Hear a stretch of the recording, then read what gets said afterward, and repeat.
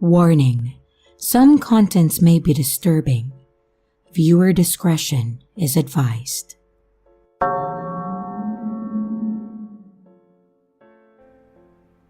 Some people have a normal job, Monday through Friday, 40 hours a week, with health benefits, bonuses each year, retirement funds. Well, not me. I don't have a normal job. It's not easy doing what I do, but it pays the bills since I can't get a regular job due to my criminal record. I'm a janitor that works for the dark web, and I clean up murder rooms once the buyers are done torturing and killing the victims that they paid for. I've been doing it for the past 3 years, and every time someone needs help cleaning up the bloody mess they made, I go in and then clean up. I make sure that there is not a single drop of blood in the room and dispose of the leftover body parts any way that I could. No evidence remaining, no questions asked. In fact, I can never ask any questions. These people cannot be messed with. I just get paid to do my job and go home like nothing. It's a sick job, really, but they would pay me very good. But all of that would change one night when I started to finally question my morality. It was one night when they called me to do a job.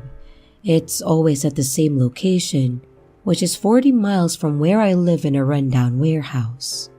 I was called to clean up a room, which really was no problem at all. But I noticed or barely caught on to something that I never thought twice about. As I was cleaning the room that was covered in blood, I saw a small picture on the floor. I picked it up, and it was a picture of a little girl, probably around 14 years old.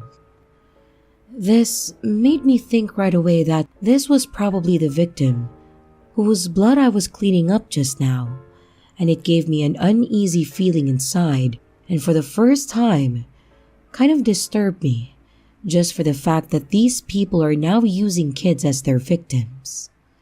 But again, this was a job where no questions are asked, and I put the picture in my pants pocket and continued cleaning. Once I was done, I packed up my things and quickly got out of the warehouse. I went inside my car and instantly I got a call. It was them. They always call private, and I answered and they asked me if I was done cleaning up. I told them yes and that I had just gotten into my car.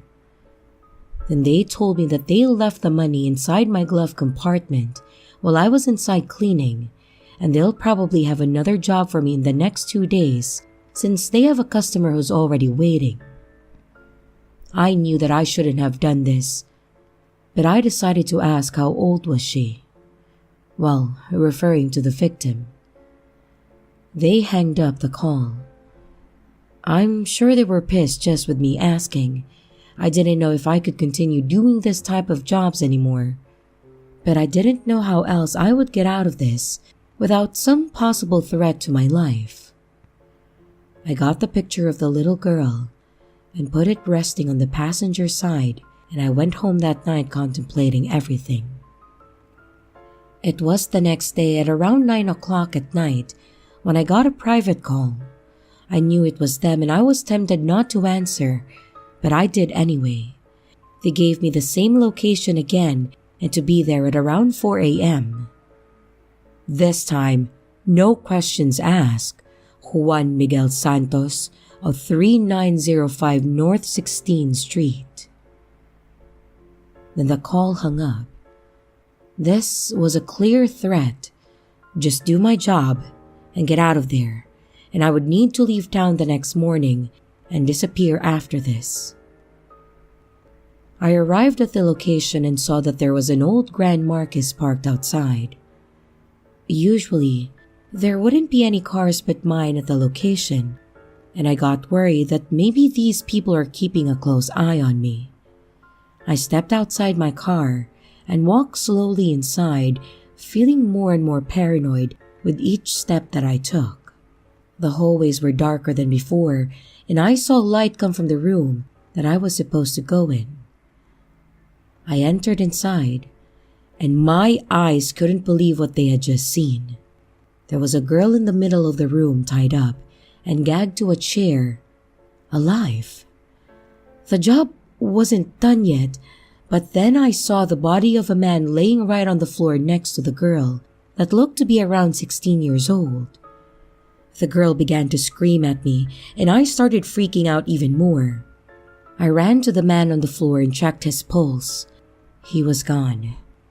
This was the man that was going to kill this girl, since I saw a scalpel on his right hand. I walked myself outside into the hallway and immediately got a call. Private, it was them. "Is everything okay?"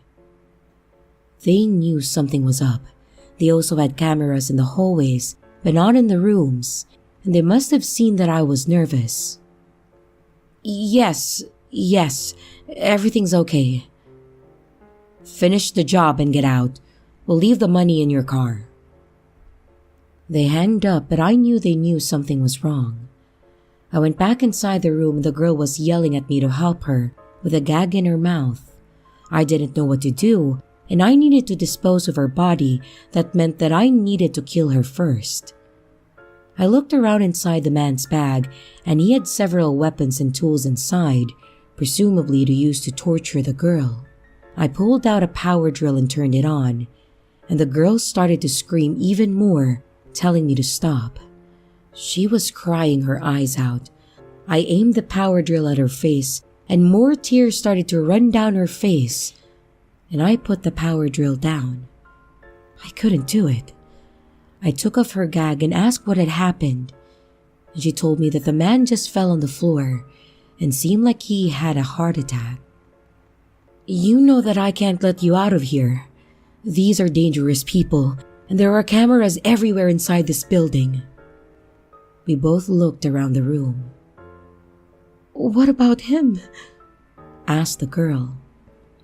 I looked at the man and saw he had a hoodie. I took it off and gave it to the girl. I said, "Put this on and cover yourself and run as far as you can away from here." "I'm scared. What if they find me?" the girl said. I looked inside the man's pockets and found some car keys. They must have been for the car that was parked outside. "Here, take these keys. I think the car that's parked outside belongs to him. But whatever you do not go to the police. They will find you and they will kill you. Just go as far away from here as possible." And before she left, I asked for her name and she said it was Crystal and that she was 17 years old. I was scared for her. I knew they might have even been outside waiting for me to finish. As soon as I was to take off, a car was approaching from behind me. The car parked right behind me and two men in masks stepped out. Not only that, but they had opened the back seat of the car and took out Crystal. They caught her. They knew everything we had done, and I should have taken off. One of the men took out a gun and pointed it at me to step outside of my vehicle. I stepped out, and they wanted for me to go inside. They took me and Crystal into the room with the client's dead body. I knew what they were going to do to us, and Crystal couldn't stop whining and moping. This is what happens when you try to be a hero. I needed to do something before we would be dead bodies right next to the one that's already on the floor, and I saw that Crystal was right beside the switch to the lights. And I looked at her and signaled my eyes to the switches to turn them off. The moment Crystal turned off the lights, I ran towards one of the masked men. Gunshots fired as the men were yelling to turn on the lights, and I grabbed the power drill that was on the floor and drilled it right into the man's chest. I stuck the drill all the way in, and I didn't stop till I heard the man gurgling and choking from his own blood. I got off of him and heard Crystal breathing hard and yelling. I turned on the lights and witnessed Crystal stabbing the other masked man repeatedly with a scalpel in his face. Half of his mask was gone from the punctures, and I got Crystal and then told her to stop. She was frightened, terrified. She hugged me tight and began to cry. Both of us had made it out alive this time. We walked over to my car and took off, both of us covered in blood. The sun was coming out, as it was already 6:30 in the morning. We both needed to change our identities, and I knew a guy who could do it, that I met from jail, and I drove over to his place right away. Sometimes, I do think that maybe it would have been better if both of us were dead, since we would now have to live in fear for the rest of our lives. Luckily, I haven't heard or seen of anything, but you never know. These people always manage to find you. Let's hope they don't catch me now, or for the rest of my life.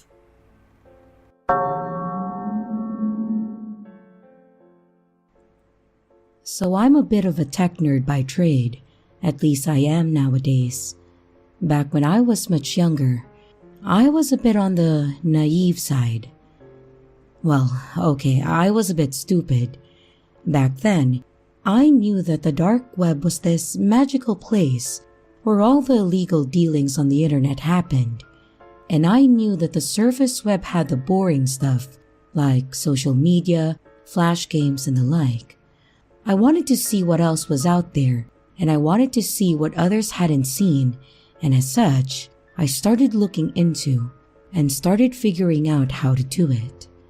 I have been on the dark web a couple of times, once when I was like 17, which is what this story is about, and a few times as I've gotten older, not to do anything illegal or make any sort of illegal purchase, but to see what I could get myself into without breaking the law. My first trip on the dark web, like I said, was quite a while ago. It was before Bitcoin became a big thing and before it had anywhere near the value it has now. I was just a kid and I didn't know what the hell I was doing. This one personal adventure with the dark web actually started with said cryptocurrency.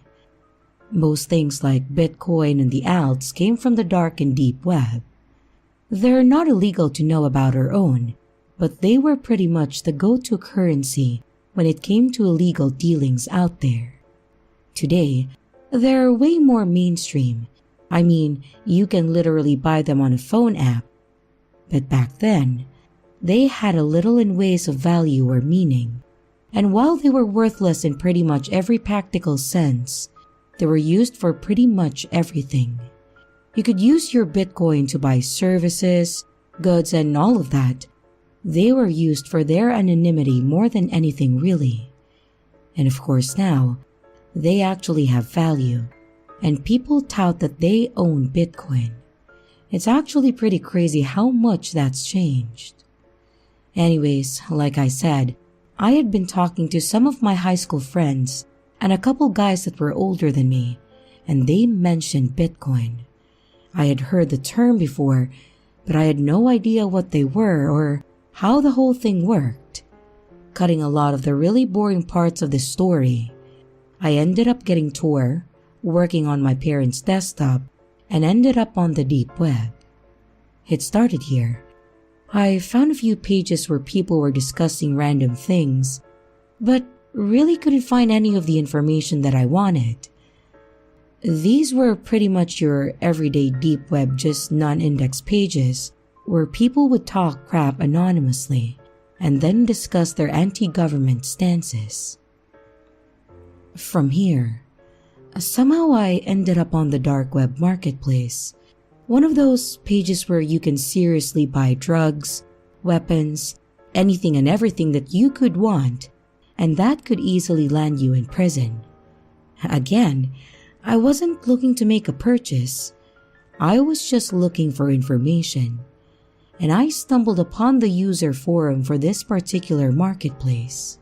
Now, what I did was stupid, and I recommend, if you want information, you shouldn't go to the deep or dark web forum on a marketplace just to find it. But I got onto the forum and I literally posted a question. What is Bitcoin? I fluffed it up a little bit, saying that I had heard the term before and that I wanted to do a report on it for extra credit at my high school. This part was a lie, but I think part of me thought that I could get more honest info if I told them that I was a student and that I was just looking for research. Asking this kind of question is dumb. It's a good question to ask your buddies, your coworkers, people you know, or even Google. But it's a terrible question to blurt out on a forum littered with criminals and people that were quite knowledgeable about illegal activity. Doing this will attract one of two things. You'll either be laughed at and ridiculed or scammed. I attracted the latter. I got several comments and messages from people that told me that they would sell me their Bitcoin and all I needed to do was give them my credit card info. One person said that they would mail me some Bitcoin if I sent them money over PayPal. And there was even one guy that said if I gave him my address, he would hand deliver 1,000 Bitcoin to me for no cost. I may have been naive, but I wasn't this stupid. This was still the dark web, and I didn't fall for any of these posts. And thankfully, there was actually an admin that had taken pity on me. I actually remember his username too. Dark to Dust. He ended up deleting my post and messaged me with, "Are you a troll or an idiot?" I responded, and I explained to him that I was honestly a 17-year-old kid and that I needed information for a report. I told him that it was supposed to be for one of my finals and that I thought this would be a good place to ask. But he responded with, "Get off the dark web, kid. This is not the place for you. You need to leave, uninstall Tor, and never come back to this place ever again." And before I could respond again, he actually messaged me back and said, "Do you really need information?" And I told him I did. Then he sent me a small write-up on how the blockchain worked. He actually explained the basics of the algorithm for mining and how cryptocurrency existed, how while it was intangible, it did have value. He even went on to predict that it would have a real value in the near future, and he told me that I should consider an investment when I am older, but not right now. This guy went out of his way to actually educate me on it, how the system worked, and how to obtain Bitcoin. All this is well and good, and I really appreciated it, but it's how he finished off his message that makes this a terrifying story. When he finished his write-up, he added a postscript, and it said the following: P.S. Now that I've explained this to you, I want you to copy it, paste it in a document so you have it saved, and get off the dark web. If I ever see you back here, I will know it's you, Clark D. in West Virginia. I will personally come find you, and when I do, I'll take one of your kidneys as payment. They net a pretty penny out here on the market, and considering your age, I could probably get extra. Sound like a plan to you? You can probably piece together the situation. He knew my name, the state I lived in, and I was kind of in a place where I needed to take his threat seriously.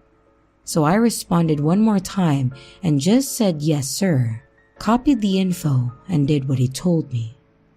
So all this said, I want to end this story by saying, thank you, Dark to Dust, if you're ever listening. Your advice was plentiful, and I understood the dangers of the dark web pretty quickly. I actually did take your advice and drop a bit of money into coins. It was a great investment, just like you've mentioned. And that said, I hope you and I never run into each other out there.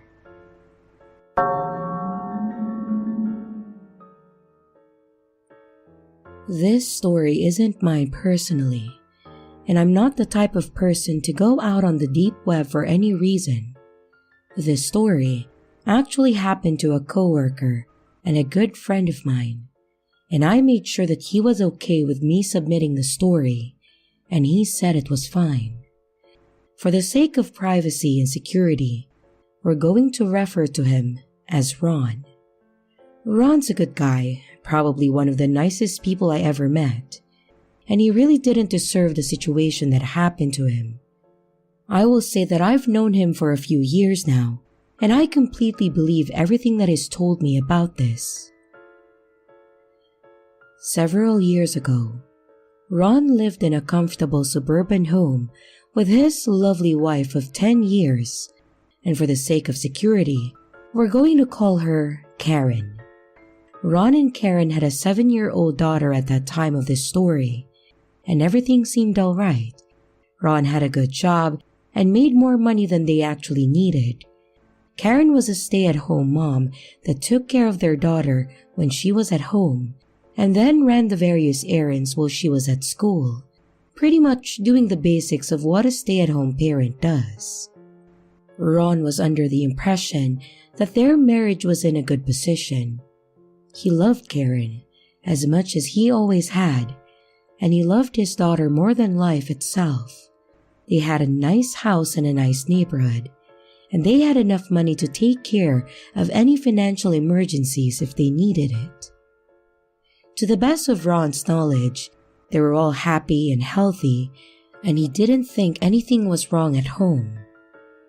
Well, Karen, on the other hand, was apparently very unhappy with her marriage and was determined to leave Ron and run off with some guy that she had met online and had been talking to around a year. Karen and her internet boyfriend had apparently spent a lot of time plotting and spoke extensively how they could follow through on what they had planned and what would be the best way to get the deed done. At one time, they even discussed the possibility of her internet boyfriend driving from his home in Nebraska and doing it himself, saying that he could make it look like a robbery gone wrong. Apparently, this would have been too personal, and they opted to look on the dark web for someone to remove her husband from the equation. Then, she would wait long enough to bury him, collect insurance, and then pretend to grieve. Then after a few months, she planned to then take her daughter and the money from his life insurance and run off with her boyfriend to start a new life up north. Based on the conversations, she was adamant that it needed to look like an accident. That way, the life insurance would pay out the maximum. And like I said, Ron made good money and was worth a decent amount dead, so she planned to live a few years off of that with a new guy. Back to their actual plan, as I said, they had the intent of going on the dark web and finding basically a hitman to get rid of her husband. Apparently, they were successful to an extent. They got on the deep web, they found a site that listed people providing these services, and they got the information from someone that they were going to pay to do the entire thing. And they even went as far as sending the $15,000 to the account of the person that was supposed to do the job. Thankfully for Ron, his wife and her new boyfriend were not well versed in how things worked on the dark web, and to some extent were kind of stupid. Apparently, they went all the way through the plotting with this person, sent him the money, and even set a date. And on that date in question, Karen had taken their daughter to her grandparents' house and had told Ron that she was going to spend the day with them.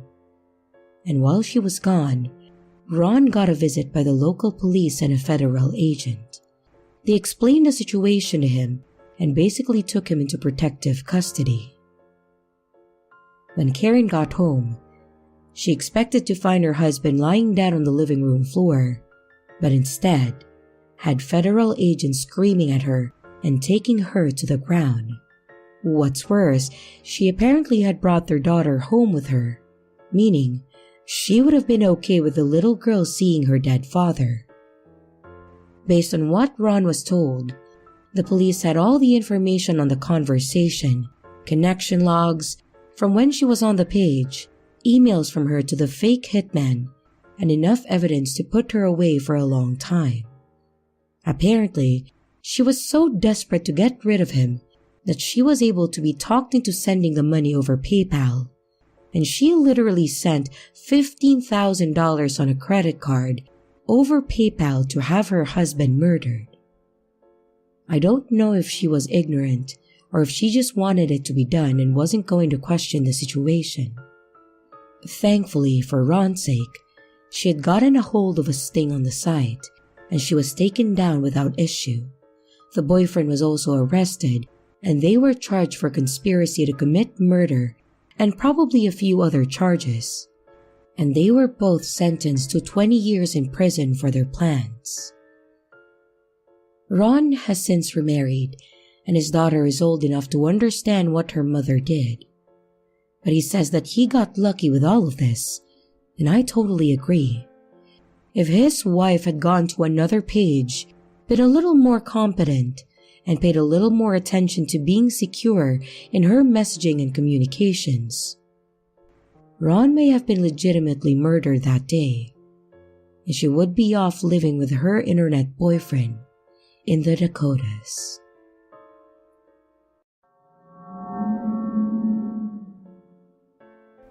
I've been a user of the deep web for quite a long time, going through the various deep sites and seeing what is out there. There are some interesting people and pages that exist, but if you don't know what you're doing, I really don't recommend getting involved in it. I've been in too deep for a while, and the story that I'm about to tell you was at that time in my life where I was out of control and I was just doing stupid things. Back in the day, I used to be one of those deep or dark web users that may or may not have been involved in some questionable activity.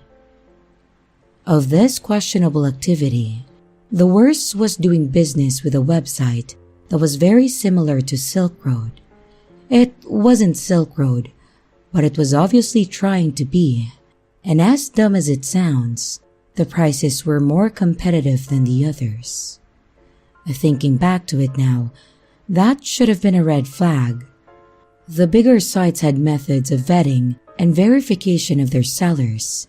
They knew who they were working with, and the security was definitely part of the pricing structure. But when you're a broke college kid that is addicted to certain medications, you don't really think too hard on the security of your dealer. Basically, your only thoughts are, do they have what I want? And can I afford it? So, obviously, I knew what I was doing back when I got involved with these sites and these people. I knew it was illegal, and I knew that I had no way of disputing if my dealer didn't come through, and I would have no matter of taking legal action against the site or the seller. The site had an interesting system in place. The sellers would list what they had beyond a few cryptic user tags, and they had what they called a traffic light system. Basically, the seller could mark their stock based on a color. Green was full, yellow limited, and red was offline and not selling. If it was green, you could basically send them the money and then get what you wanted. Yellow typically required a message to make sure that they had what you wanted. And red meant, don't contact me. It was actually pretty damn smart and cut out having to incriminate yourself by specifically listing what you had, and also cut down on the communication requirements. You just bought what you wanted, and then you moved on. In my time on this site, there was one user that I worked with regularly over the 2 years.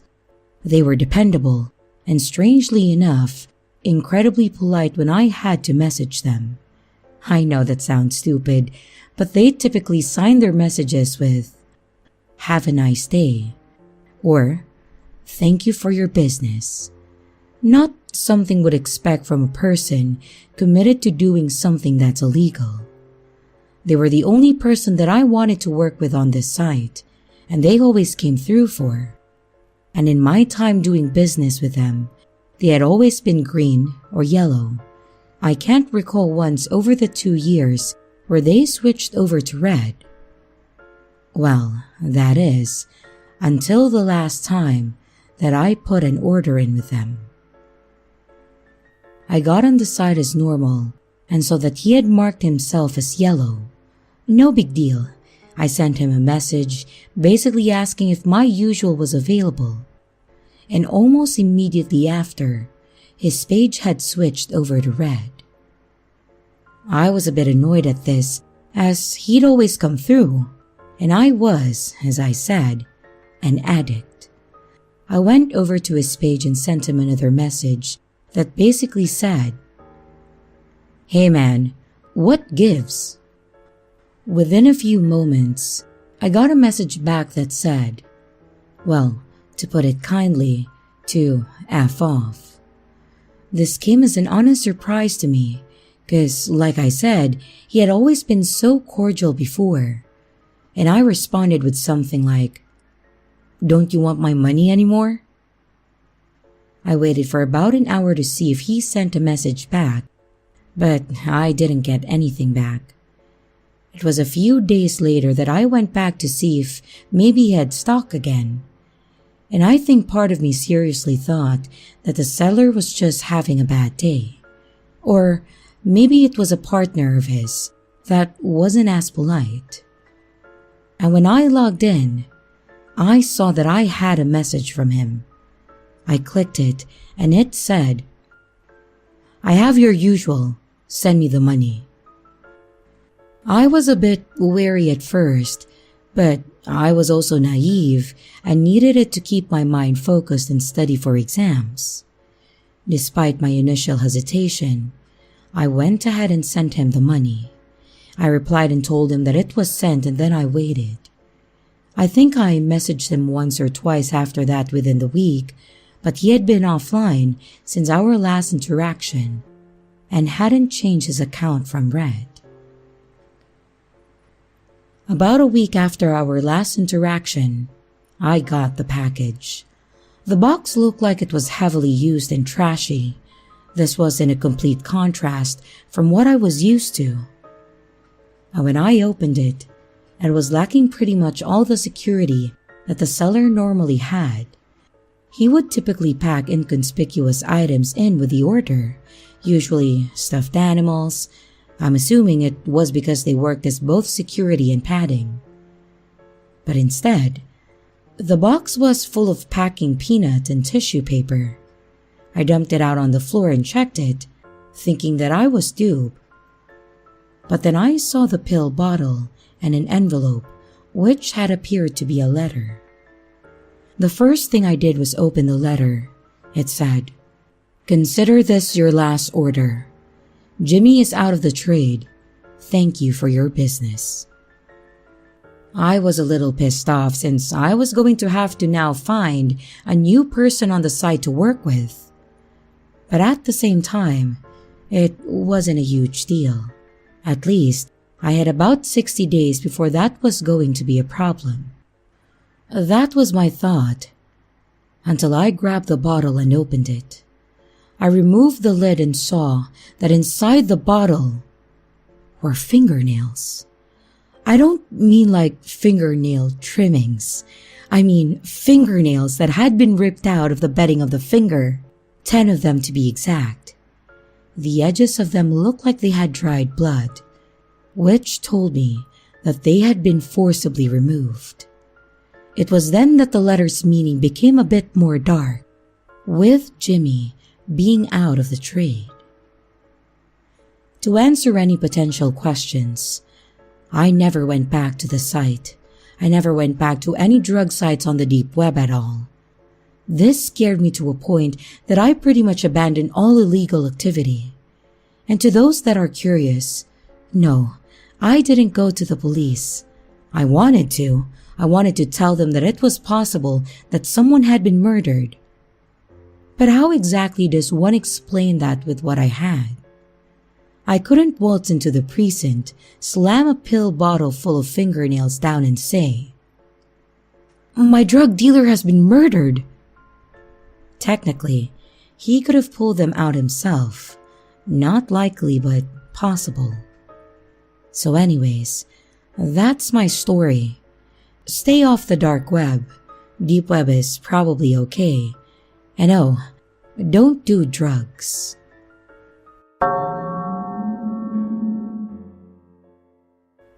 You haven't heard about the dark web? My friend Jason expressed to me. No, why would I have? Oh, it's this place where you can find some of the weirdest shit on the internet. I've tried to look for things myself, but I've never really found anything cool. Sounds dumb. It's not. I'm sure there's some weird shit on there. I just haven't found any. Look, how about after college, I come over to yours and I can install this browser. Then, the two of us can look on this together. I really couldn't be bothered with all the hassle. However, the expressive nature of his tone made me fold into letting him install this browser onto my computer. He was a computer nerd, so I just trusted him with that stuff. I wasn't familiar with this sort of thing. I never told him this, but Jason was my best friend. He was always there for me when I lost my mom and was just a very funny guy. He always used to play the most creative pranks on me. This might be a bit cringy to some of you, but I gave him this wristband as a gift when I was younger for helping me through those times. He wore it quite a lot, so clearly he valued our friendship. He was really like a brother to me. Jason came to my house later that day and installed the software. We had a few drinks after that, and later on in the day, he left to go home and play some World of Warcraft. He was obsessed with that game. You see, I never really had any intention of going onto this dark web browser. Jason wanted me to explore it myself, to see if I could find anything, but I really didn't care. For the next 2 days, I pretended to use the browser, and when Jason asked me what I found, I just gave him short answers. Yeah, I looked and I haven't seen anything cool or interesting. Sorry, man. Jason let out an elongated sigh in disappointment every single time. After the week was finished, I was in my room profoundly bored. You see, I live alone in a small apartment. It was actually a place owned by my father. However, he let me stay in it as it was really close to my college. I didn't spend much time in that apartment. I liked to go out with my other friends, have drinks, go to watch matches about sports, and spend time at a local arcade. On this Friday night, many of my friends didn't have the time for me. Some of them were going to a concert, which was already sold out, and Jason was alone in his apartment feeling unwell. Another one of them had things to do with their partner too. I was left single in this tiny apartment with not an awful lot of entertainment. So, my stale state of affairs got the better of me. I made myself a cup of coffee and sat in isolation by my computer desk. I decided to use the browser Jason had installed to see if I could actually find anything of interest. When I opened the software, I was surprised to see that it looked like any other natural browser. It was called Doorfront, which I thought was an extremely bizarre title. It had everything you'd expect, a search bar, some tabs at the top of the screen, and some colorful touches to the background of the page. My eyes skimmed across all of the tabs, and everything seemed exactly like Google. In the corner of the browser, something caught my eye. There was a smaller link which had a different color than the rest of the headings. It read, "Show me something that I might not want to see." All of the other links were blue. However, this one was in a dark red, hidden away carefully in the corner of the page. Naturally, human beings are suckers for doing the opposite of what is told to them. I tell you not to think about elephants, but you think about elephants. Naively, I pressed on the link, expecting to see some really messed up shit. And after a few seconds of tense waiting, I was pushed to a new page. I was stunned to see that the page displayed the image of a goat. That's it, just an image of a goat. It looked like it was laughing and had its tongue out, skewed at a 90-degree angle. Immediately, I thought that this link was some sort of troll. I smirked at how random this was. However, the link was still in that corner of the screen. Again, I pressed on it. This time, I was presented with a Wikipedia page of a war that took place in Egypt during the early 1000s. After a few more clicks, I realized what this "show me something that I might not want to see" link actually was. It was a random search of the internet. Kind of a cool concept, however, I wasn't seeing anything cool or interesting. So, just as I was about to stop pressing this random internet search button, I was taken to a type of page that I've never seen before. It was a chat room with a distinct red background. It had a large chat box and also featured webcam images, almost identical to how something like Omegle looks, except with a more sinister tone. Thankfully, my webcam wasn't on, and it seemed like the other webcam was off too, as all I saw were two black squares.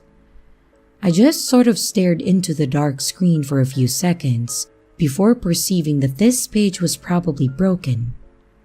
I was moving the mouse towards the X at the top right of the tab when suddenly, User 274 started typing. I waited anxiously for a few seconds before seeing, "Hello there." Talking to strangers at 11:45 p.m. wasn't really of interest to me. But on this night, however, I was alone with no friends, so I decided to reply. I let out an enthusiastic, "Hi," and after a few long awkward seconds, they started typing again. "What are you doing right now?" This seemed like a forward question, however, I lousily answered, "Not much, to be honest." I was already getting bored. Pressing the random internet search button was more fun than engaging in small talk with a random person. I moved the mouse over towards the "show me something I might not want to see" button, and after a firm click, it appeared that the link was now not working for some strange reason. The person in the chat room started typing again. "Me too. I'm looking for someone to talk to. I haven't been feeling well lately." This made me feel guilty. However, I really couldn't be bothered engaging in chit-chat. I then decided to press the X to close the tab, and to my shock, it would not respond to my clicks on this button. It appeared that I was internet stranded in this weird creepy chat room. And before I could even reply to the previous message, the user in the chat started to type again. "Why would you want to leave me?" My heart froze. Did they know that I tried to exit the chat room? Could they perhaps see what I was seeing on my computer? Stupidly, I decided to reply to the person. "Hi, sorry, I just want to search the internet. I think my browser is frozen though." The user started typing almost instantaneously. "No, it's not." "What do you mean?" I asked whilst bewildered. "Your browser isn't frozen." There was a dead silence before they promptly messaged. "I just decided to pause you." I started to sweat profusely. My hands began to shake as I typed in my concerned queries. "I don't understand." The anxiety and fear was starting to hit me hard, I was sat alone in a small room in the pitch dark, and the only light source was the radiant computer screen which lit up my face. They typed for a while and said, "I didn't want you to leave like the rest of them. And don't worry, I have fun plans for us." My fear levels raised even higher. What did this creep want with me? They started typing again as my mind was struggling to process the freaky conversation that was unraveling. "I need you to do something for me. Could you turn on your webcam, please?" By this stage, I'd completely forgotten about the fact that this was even an option. My eyes were frozen with fear on the chat box for so long that the two black boxes were totally neglected. I hesitantly decided to reply, "No, I don't want to turn it on." Surprisingly, I was hit with the longest dead silence so far. The other person stopped typing for quite some time, and in this period, I once again tried to press the X to close the tab. But it still refused to let me off this chat space. And almost instantly after I tried this, the user started typing again. "If you try to leave again, something really bad will happen. Stop trying it." My heart felt like it was trying to break out of my chest. I began to tremble as I typed, "What do you want from me?" And they instantly responded with, "Turn on the webcam." "No, why would I do that?" I hit back with. "I just want to see you react to something." Part of me was tempted to just press the webcam on button. Maybe if I reacted to whatever this freak wanted, he'd leave me the hell alone. Nevertheless, I stood firm that I was not going to turn on the webcam. "I'm not going to do that. Can you please just leave me alone?" All of a sudden, something strange happened. My mouse was completely frozen, and no matter how I moved it, the cursor was stuck near the bottom of the screen, and the user started typing. "Fine, I'll do it myself then." I read in confusion before I was drawn to something horrifying. The cursor started to move on its own accord, and I held a shaky stare as I watched it slowly move towards the webcam on text. And before I knew anything else, the button was pressed and my webcam was on. I saw my startled, shaky face pop up in the black box for a few seconds before quickly I put my hand over the webcam and I covered it with a firm grip. The person started typing again. "Now that I've seen what you look like, wow. Move your hand right now. I need you to see this." I didn't oblige, and if anything, I further tightened my grip on the webcam camera. By this stage, my instincts started to kick in, and I realized how fucked up this whole situation was. Whoever this was must have been hacking my computer somehow. I decided to press the power off button on the side of my computer. It didn't work. How can the power button on my computer not work? I watched in terror as the person typed again. "I told you, if you tried to do that again, something bad would happen. I don't think you understand how serious I am, Jordan." I felt my soul leave my body. Jordan was my name.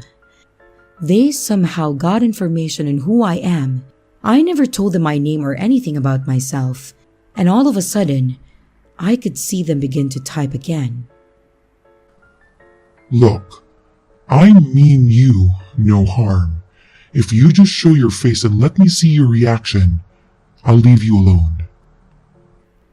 I decided to do something very stupid. Going through it in my head, what was the worst that could happen if they saw my face? They might actually leave me the hell alone. And my grip loosened and I slowly moved my hand from covering the webcam. My worried expression now showed on the screen for this crazy person to see, and the user started to type again. Perfect. Enjoy. Enjoy what? I thought in my head. I stared at the screen for what might have been minutes, and absolutely nothing happened. Only thing that I could do was look at my own trembling face. Eventually, the other screen started to flicker, and it appeared that this user had now turned on their webcam. I couldn't make out what I was looking at. There was a dim light and also some glass, but I then suddenly heard the opening of a door. I now realized what I was looking at. It appeared that this camera feed was coming from the inside of a car. Whoever was on the other end had left the webcam of what I presumed was a laptop facing towards the car door. And when the car door opened, I gasped as I saw a figure in a dark hooded coat just stand there menacingly. They leaned in and looked directly into the webcam. I could see that they were wearing a dark ski mask. The person then raised their hand slowly and waved directly at the camera, directly at me. The person then did a quick 180-degree turn and began to walk the opposite direction away from the car. And as the person visibly got smaller, I could see more and more about where this person was parked as they left the car door open. In the darkness, I could vaguely make out some garden decorations and a house number 16 that was illuminated by the dim streetlights. It was at that moment when it hit me. I was horrified to see that this person had parked his car outside of Jason's house. I could see from the webcam in the car that this dark figure was just standing outside his front door in the middle of the night, and the hooded person appeared to press on the doorbell. I ran straight to my phone, which was on my desk behind me, to call Jason. I needed to warn him not to open the door. My brain was still processing all that was happening. How did this person know about Jason's address? The phone rang for what felt like years. No answer. I tried to call again. No answer. I muttered, "No, no, no, no, no!" under my breath, the no's gradually getting louder as the seriousness of this messed up situation hit me. I ran outside and got in my car. Frantically, I began to drive to Jason's house. He only lived a few minutes away from me, so I knew that I could get there fast. And on my way there, I called the police. I tried to explain the situation to them, but I was panicking so much that every other word was mumbled. They understood enough to send help to Jason's house as soon as possible. And as I turned the corner to Jason's street, I looked right towards his house. To my shock, the car from which I was witnessing this whole thing was no longer there. Jason's front door was visibly left wide open, and I bursted out of my car and ran into his house. "Jason! Jason! Jason!" I called out into the many rooms of his home. I wildly looked around his house, but there was no sign of Jason anywhere. I checked the basement, the toilets, the closets, everywhere you could think of. Jason was nowhere to be seen.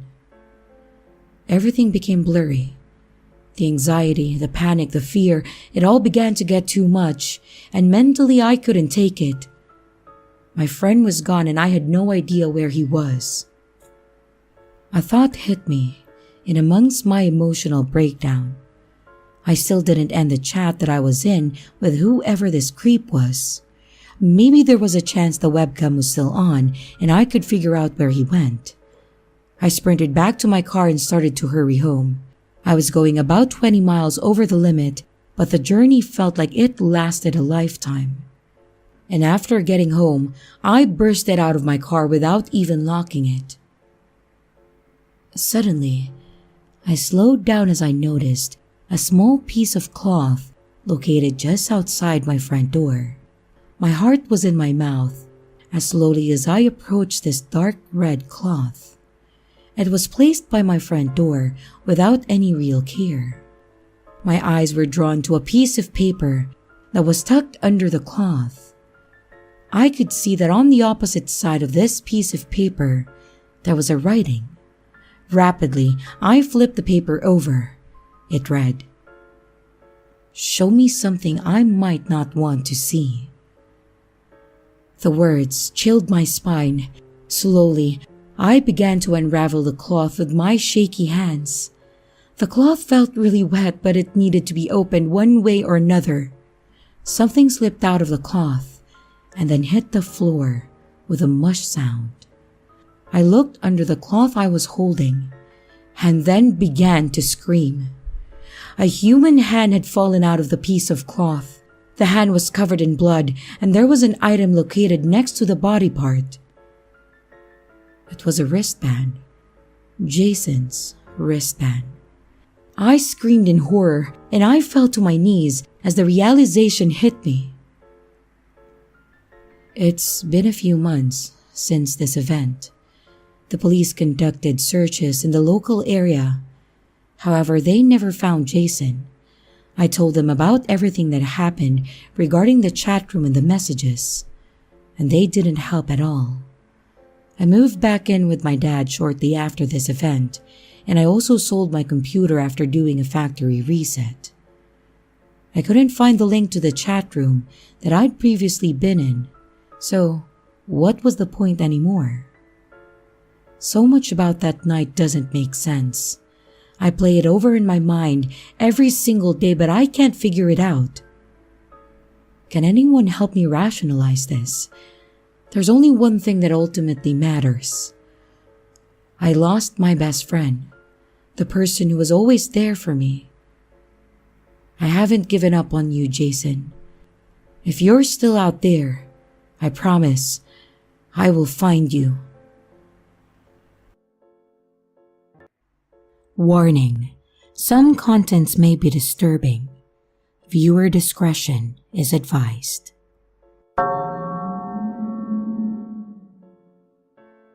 I guess you could trace my current situation back to two factors: my New Year's resolution and my weakness to aggressive marketing. It started this Christmas that I returned home after a long time. It was nice to see my family after being abroad and constantly on the road working. Unfortunately, my employment makes me travel a lot.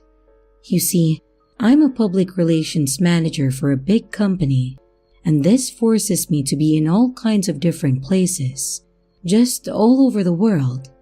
Of course, I don't complain, and traveling is always a beautiful experience. But you can get homesick pretty easily. Now, having traveled pretty much everywhere this year, I managed to attend all sorts of events, mainly musical concerts, from bands that very rarely visit my home place. From Muse to Dream Theater to my childhood love, which was Manowar, and then back to rock music with Sum 41. I am sharing these moments because they were what flared up my old passion, the love I used to have for playing music myself. After spending the first few holiday nights at my parents' place, I got to their basement and rediscovered my old electric guitar and my amplifier that I had almost forgotten there for more than 6 years. You can imagine that the playing was very clumsy, but I managed to pull out some chords and basic melodies. My job had made me forget about music, but now that I have found my passion again, I vowed not to lose it again. It was honestly a wholesome moment when I managed to relearn some old songs and play them while singing out with the family like we did back when I was just a kid. Unfortunately, reality hits you no matter what you do.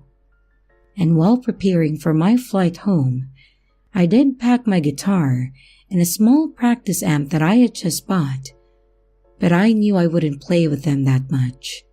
Next week, I would have to travel again, and my schedule would be really busy. So to be realistic, I would very rarely even touch the guitar. But nevertheless, I had started looking for some guitar gear, and since Google is smarter than me, while I was doing my research, it started bombarding me with ads about small portable instruments that you could easily learn. And normally, I just ditch such kinds of ads. But this time, they looked interesting. A small instrument that didn't need extensive practicing and that I could play with any time? This actually sounded practical and interesting, and the prices weren't too shabby either. I started by getting a kalimba that I saw on Facebook. My order arrived around 2 weeks after I made it, but of course, with all my traveling, I got to actually unbox it much later than planned. It was definitely as hype-worthy as advertised, but it definitely was fun. Of course, the 2 hours of practice and you're going to master it was a total bullcrap.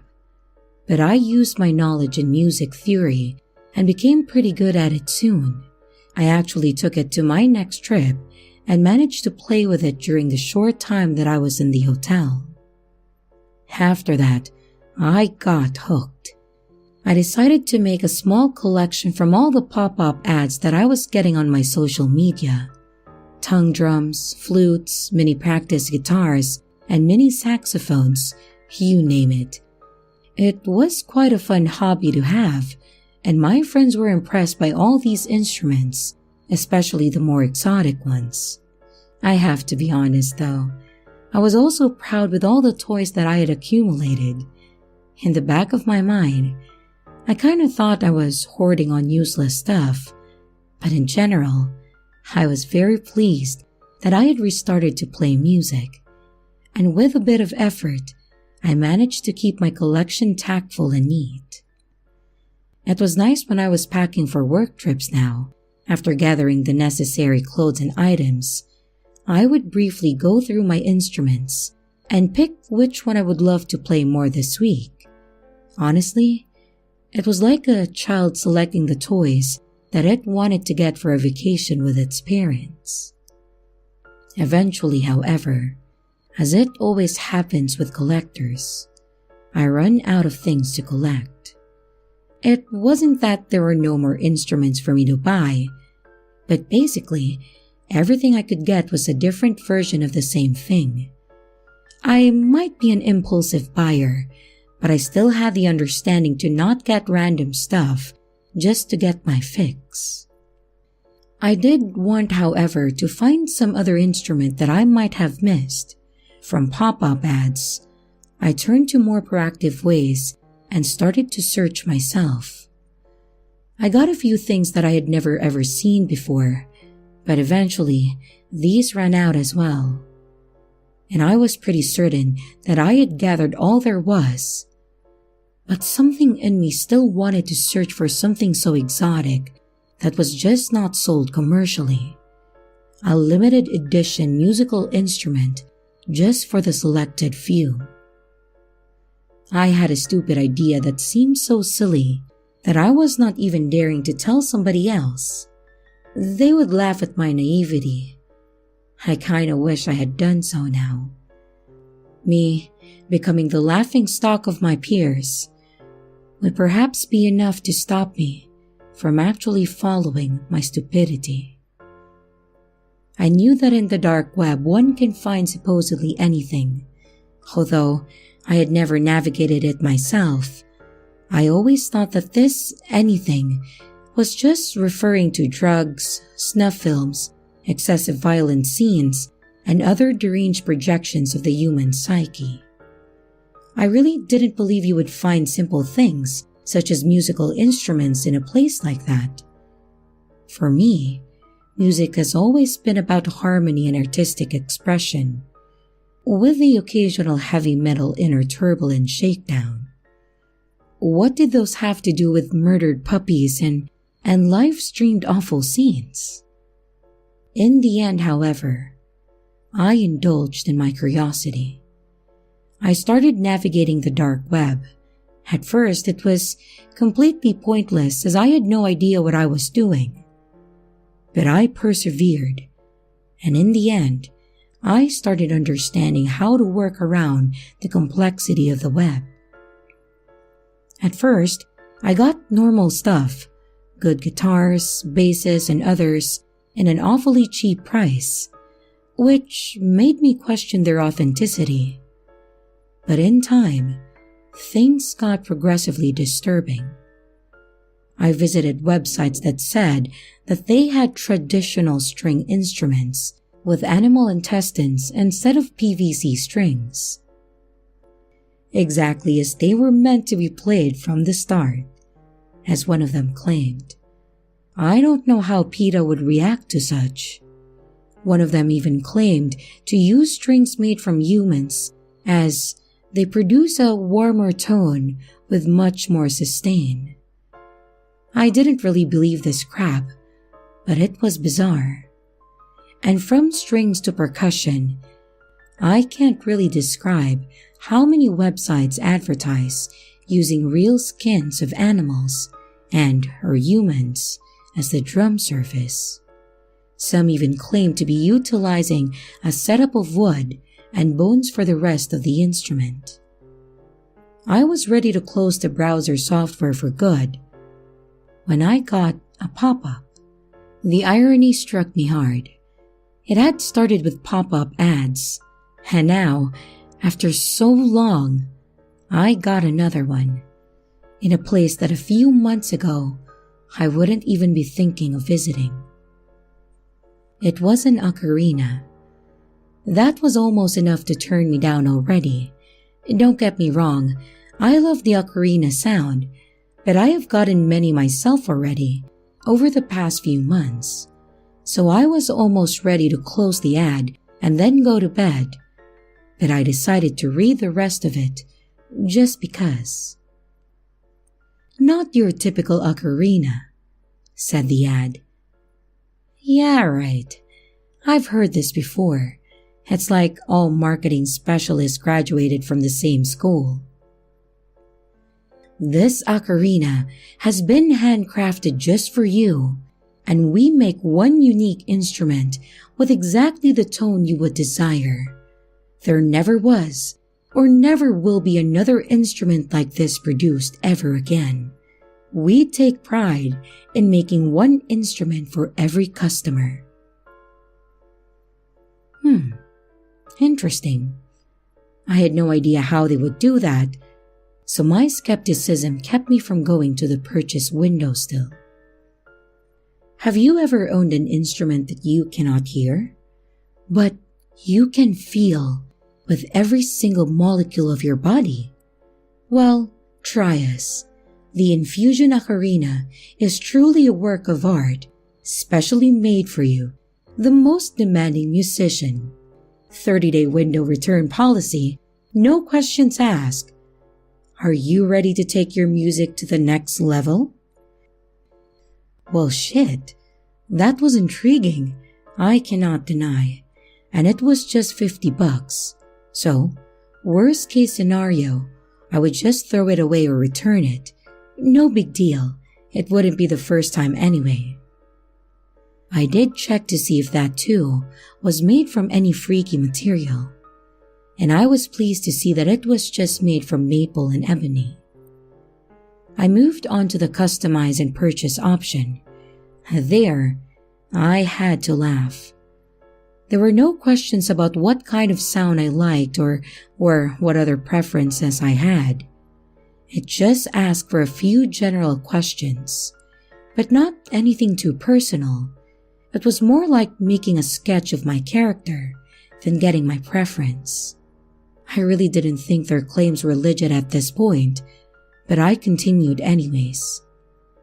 The last part was the mailing window, and it was the strangest thing so far. The thing would arrive in approximately 2 weeks, during which time I would be on another job trip in Netherlands.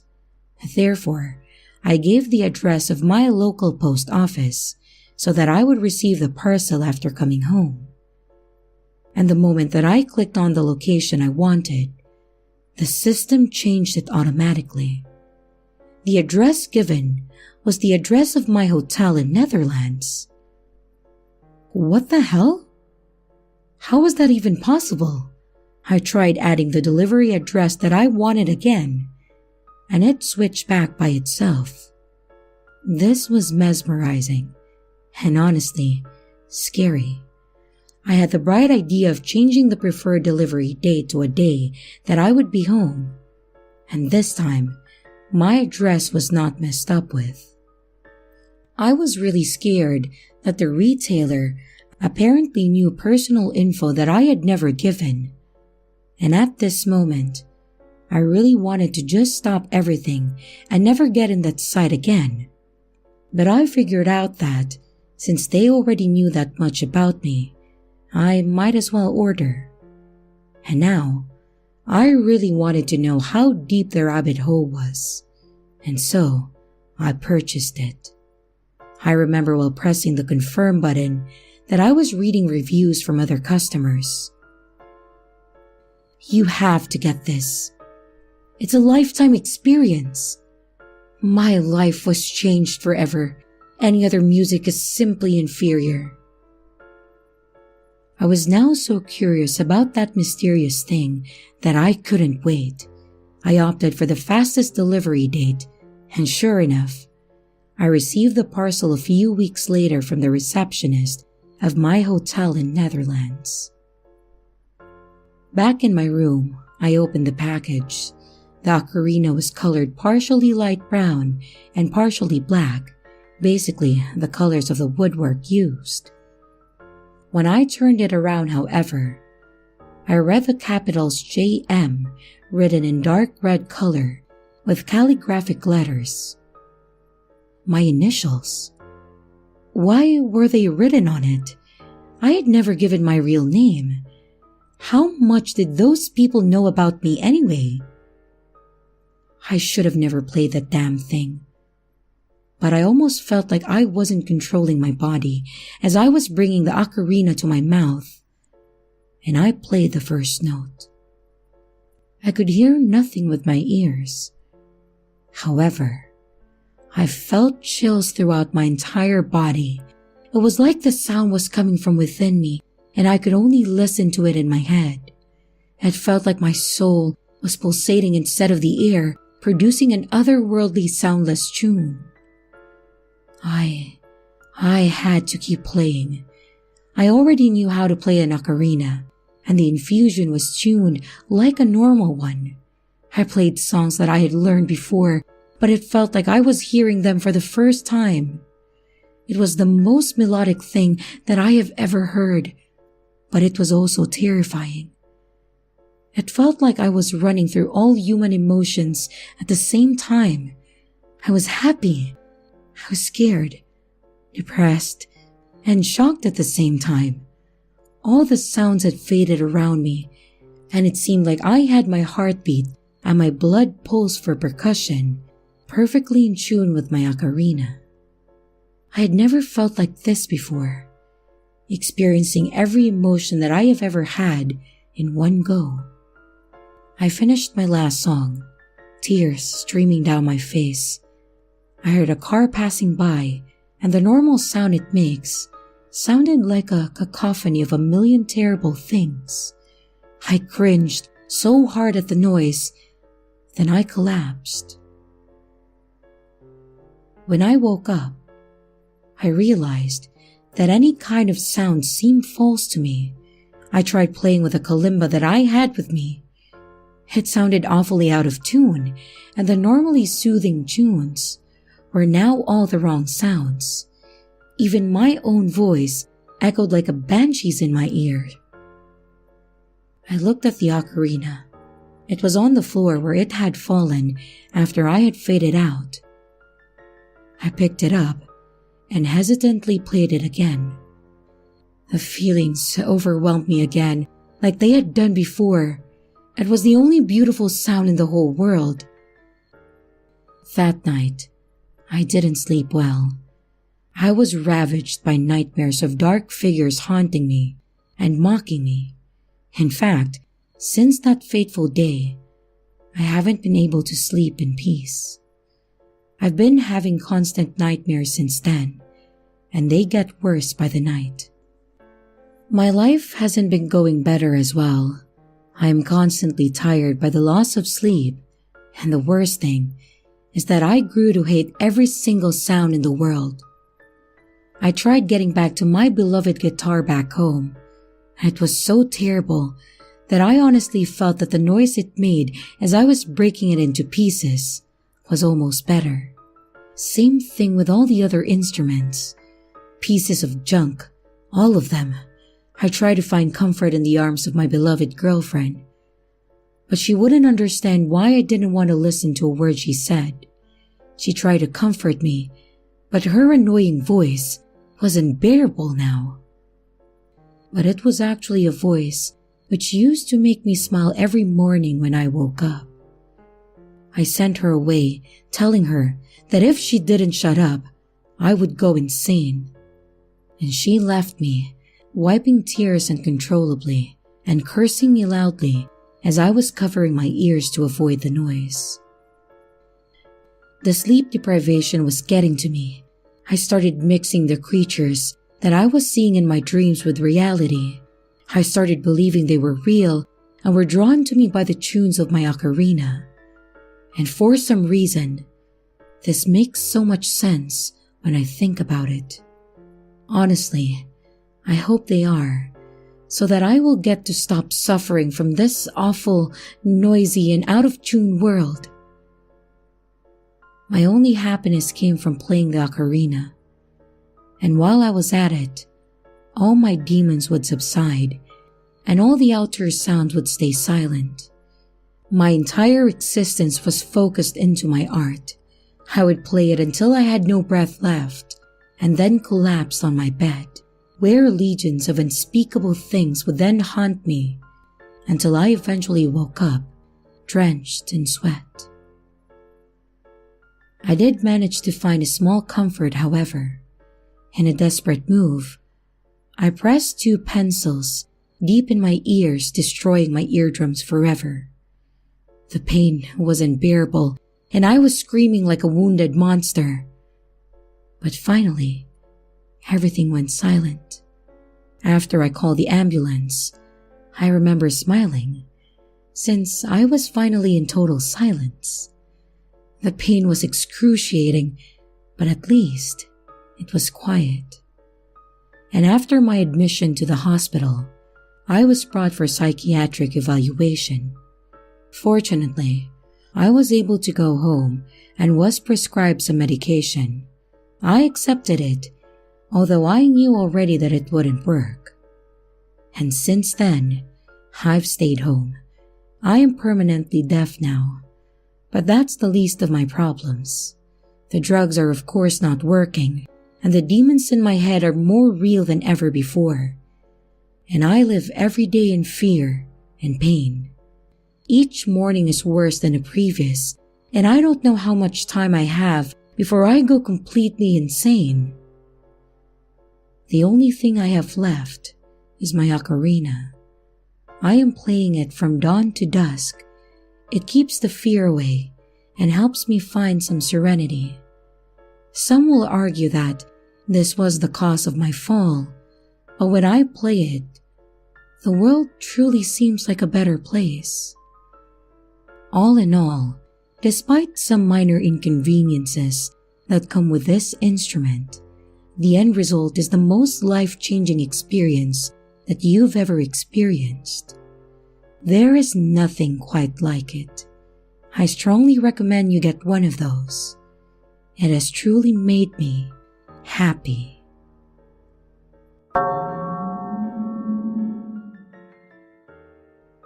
I have always found creepy, mysterious things fascinating. I always have, even as a kid. My parents used to put me to bed by telling me scary stories. Scary stories about monsters, vampires, witches, and ghouls. And I like to refer to these kinds of stories as old school scary stories. These are nothing like the stories you hear about nowadays with murderers and kidnappers. Unlike vampires and monsters, murderers and kidnappers are actually real, making it more frightening. Old school scary stories never scared me that much because I knew that none of those were real. It was fake. It was all fake. After all, there's no point in being scared of things that aren't real, right? Well, that's initially what I told myself whenever I would get scared. However, I had no idea what lay in store for me as I got older. I'm currently 20 years old, and I live alone just outside of town in a tiny apartment. I'm a student with a part-time job, so a tiny apartment is sadly all I can afford. And my best friend Emily comes to visit me sometimes. We have been best friends since middle school. Emily and I had decided to have a sleepover at my place this weekend.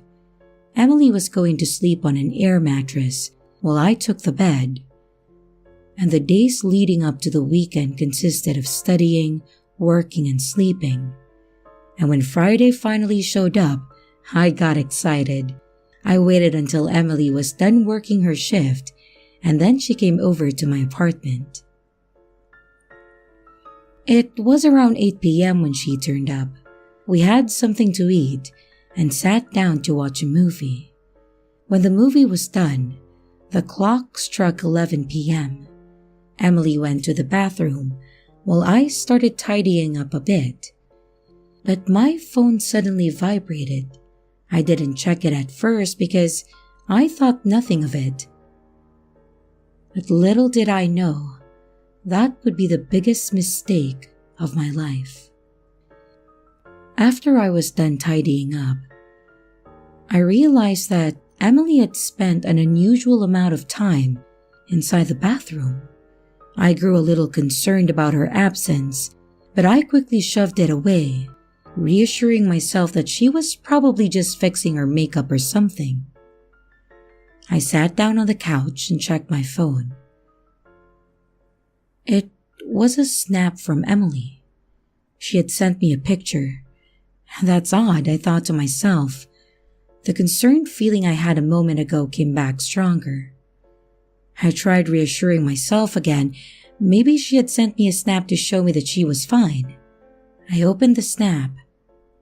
I screamed, and I was horrified. How could this have happened? I was right here. Tears started streaming down my face. I was sitting on the couch shaking like a chihuahua. The snap contained a picture of an unconscious Emily with the words, "Looks like your friend needed a timeout." I rushed to the bathroom as quickly as possible. That was probably a dumb decision, but at that point, I didn't even care because I had to help Emily. And when I opened the bathroom door, there was no sign of anyone. There wasn't even a sign of a break-in or an open window or nothing. How on earth could someone have broken into my home? I had been in the apartment all day, and I started panicking. I had to call the police, and I pulled out my phone and dialed the emergency number. A policeman picked up the phone. "Hello, what's your emergency?" And I answered hurriedly. Hello, my name is Mia Cavanaugh. I live at 34 Park Hill Avenue. My friend Emily Fieldman has gone missing. You need to hurry, please." And the policeman on the other line replied, "Okay, we'll be there right away." I hung up the phone and sat down on the couch. My phone vibrated again. I knew I had to look, but I didn't want to. I picked up the phone and saw another snap from Emily. I opened it. It was a picture of a terrified Emily with a knife held to her throat and a person with a black mask standing behind her. On the picture it read, "Be careful what you say to the police, or this girl gets it." I tried to study the background, but I couldn't make out anything. It was all black behind them, and the picture had been taken with a blitz showing only Emily and the other person in the mask. From the looks of it, the person in the mask seemed to be a man. Regardless, how did they know that I had spoken to the police literally seconds after I hung up the phone? Well, at least, I had evidence now because of the picture they had sent me. But a thought quickly appeared in my head. If they knew that I had spoken to the police, then they would have found out if I had shown the police this picture. And if they had found out about it, then they would kill Emily. I had to find the perpetrators on my own, or else I'm afraid Emily was going to die. The police showed up about 10 minutes after our phone call. I opened the door and greeted them, and I knew I had to lie to them, so I said, "It was a false emergency. Emily had to go to the store without me knowing. I am terribly sorry." The police I had talked to on the phone looked stern and replied, "Are you sure? Because if that's the case, you have a risk of facing a $1,000 fine or ending up in prison." I answered, "Yeah, I'm sure. I am so sorry. I really did think she was gone." The policeman sighed and said, "Well, you sounded pretty concerned on the phone, so we believe you. We'll let you off with a warning this time, but if it happens again, you'll be charged with a $1,000 fine. Worst case scenario, there is a possibility of you ending up in jail, so please be careful when you're calling us for emergencies." I then replied, "Yes, absolutely, it won't happen again. Goodbye." The policeman answered, "Goodbye, have a safe night and take care of yourselves." The police then left and I closed the door. My phone vibrated again. I knew who it was immediately. I looked at it, a snap from Emily, and I opened it. There was a picture of Emily tied up in a chair. Her eyes were red and puffy like she had been crying a lot. And the text on the picture read, "Good job, love. We'll reward you for your cooperation." I sighed and thought, what reward are they talking about? I'm not even sure if I wanted a reward. My phone vibrated again. Another snap from Emily. This time, it was a picture of a warehouse with some cars in it with a text saying, "This is your first clue as to where Emily is hiding." The picture that I had got was from a warehouse, but it was dark and it was hard to make out where it was. I suddenly spotted some cars lined up in the far back, and those cars looked really familiar. That's when a thought popped into my head. Of course, they're in the abandoned warehouse for cars. That used to be me and Emily's hangout spot when we needed a break from the world. And I knew what I had to do. I drove my car to the old warehouse and parked it outside the building. I went in, but nothing. The sun had gone down, so naturally, the warehouse was pitch black. The only sound that could be heard was my footsteps as I tried to find my way in the darkness. And I took out my phone and turned on the flashlight. And I tried to find a light switch, but I had no luck.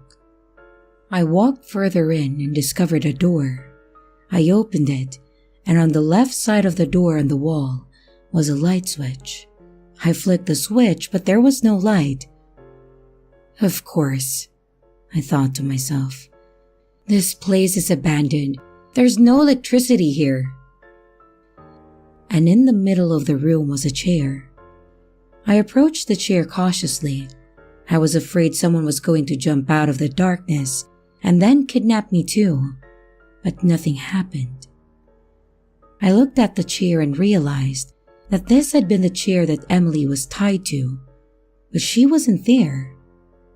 Hello? I said, getting nervous. I did what you asked me to. Now, where's Emily? But to my dismay, no one answered. My eyes then fell upon the cars that were lined up, and I spotted a note hanging on the windshield. I made my way to the cars and took the note. It read, "Here's your second clue." I turned the note around, but there was nothing there. And I looked up trying to spot something, but the room only held a chair and the cars. My phone vibrated. I took it out knowing who it was. Another snap from Emily. I opened it to be faced with a tree. Why in the world would it be of a tree? I studied the background as well as the tree, and that's when I realized it. That was the tree that Emily and I had carved into the wood, that we would be best friends forever. I recognized that one of the branches had grown in an odd way, but that's what made it special. That's what made me and Emily choose that tree.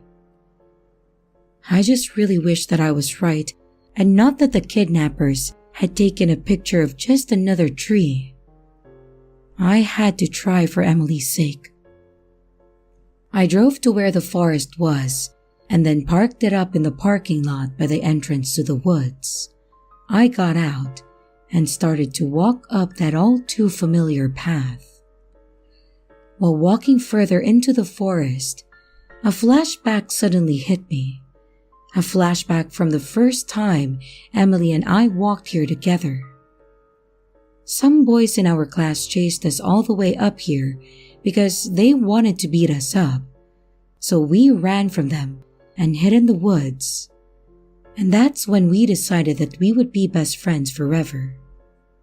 After walking for a while, I had to turn away from the path and head into the thick forest, where there was no path to guide me anymore. This walk took longer than I had remembered. Because of everything that had happened, it felt like 1 minute lasted for 20 minutes. I started to pray to God to keep Emily safe and that I would find her in time. And to be quite honest, I wasn't really a Christian, but I was just so desperate. It was better to be safe than sorry, so I started to run because I wanted to spend as less time as possible. I got there soon enough after my little run, but there was nobody there. I walked up to the tree and I found the carving. Our carving. E plus M equals BFF. Looking at it, I smiled, remembering the good times. I traced my finger alongside the E in the carving. And that's when my emotions got the best of me. I started to cry. I hugged the tree, wishing it was Emily who stood in my arms and not the tree. And after I had cried a whole lot, I had to start looking for clues. I stopped hugging the tree and I began my hunt. After a little while with no luck, my phone vibrated again. Yet another snap from Emily. I pulled out my phone and opened the snap. I could tell that the picture was taken in our schoolyard, in the place where Emily and I first met each other. I couldn't see Emily in the picture though, and that freaked me out. I placed my phone in my pocket and I had to get there as fast as I could, so I ran down to my car and then I drove off. I parked my car in the school's parking lot and then I got out.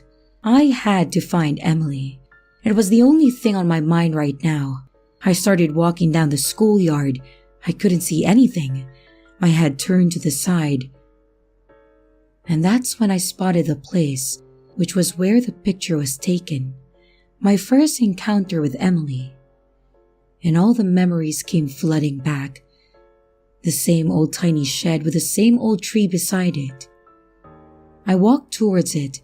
I had a feeling that I would find my next clue, or better yet, Emily in there. And as I got closer, I noticed someone had left the door to the shed ajar. I opened the door to the shed and looked inside. It was dark, but the room was illuminated by the moon. There was a desk and a chair standing in the middle of the room. I walked to the desk and found a note. The note read, "Final destination is Emily's place. Can you reach us in time?" I waited for the distinctive sound of the Snapchat notification. Nothing happened. I couldn't stand here all night, so I ran back to my car and then sped off towards Emily's place. I sat the whole trip just hoping that Emily was okay, and I couldn't think of anything else. I reached Emily's place as fast as I could, and I ran inside. There was nobody there. I admit that maybe barging into Emily's home, like I just did, wasn't the greatest idea. But I was desperate. I tried to call out Emily's name, but no one answered. I searched downstairs for her, but to no avail. I went upstairs, but could not see anything. And her room was the last room that I checked. She had to be there. Of course. Why did I not look in there at first? I am so stupid, I thought to myself while opening the door. And what greeted me next horrified me. Emily's dead body lay on the floor. I ran over to her and held her limp body in my arms. I started sobbing. I couldn't believe it. How could this happen? I hugged her even though I knew she wouldn't hug me back, and I sat there for what felt like an eternity, hugging her tight, like I would never let her go. I had lost my dearest best friend, the one who was always there for me, the one who knew more about me than anyone else. I spotted her computer while I sat hugging her. It was turned on. I lay Emily gently down on the ground again, and I went to investigate it. When I got to her computer, I saw that it was logged into the dark web. Did she use the dark web? The chat was opened, where I could see that she had been talking to a hacker who threatened her. I crossed out the page because it was just too menacing to watch.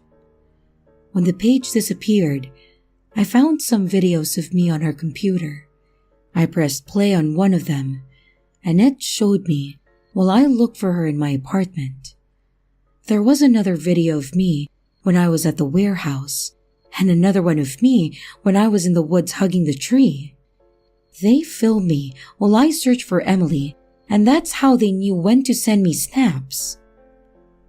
I looked up and found screenshots of Emily and I's chat, the times when we talked about the places that I had been to tonight, like the tree and the place we first met. That's how they knew that these places meant something to us. What is this? I said to myself, overwhelmed with everything that I was seeing. My phone vibrated suddenly. I took it out and I looked at it. Another snap from Emily. My heart started to beat faster, and a tear fell from my eye. I got so scared. I knew who it was. I plucked up what was left of my courage once again, and I opened it. It was a picture of me from behind. And I suddenly heard Emily's closet door creak open. I whipped my head around and gasped. It couldn't be.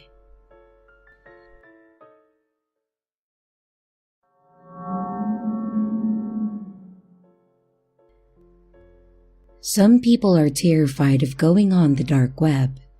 Most people wouldn't even know where to begin. But me?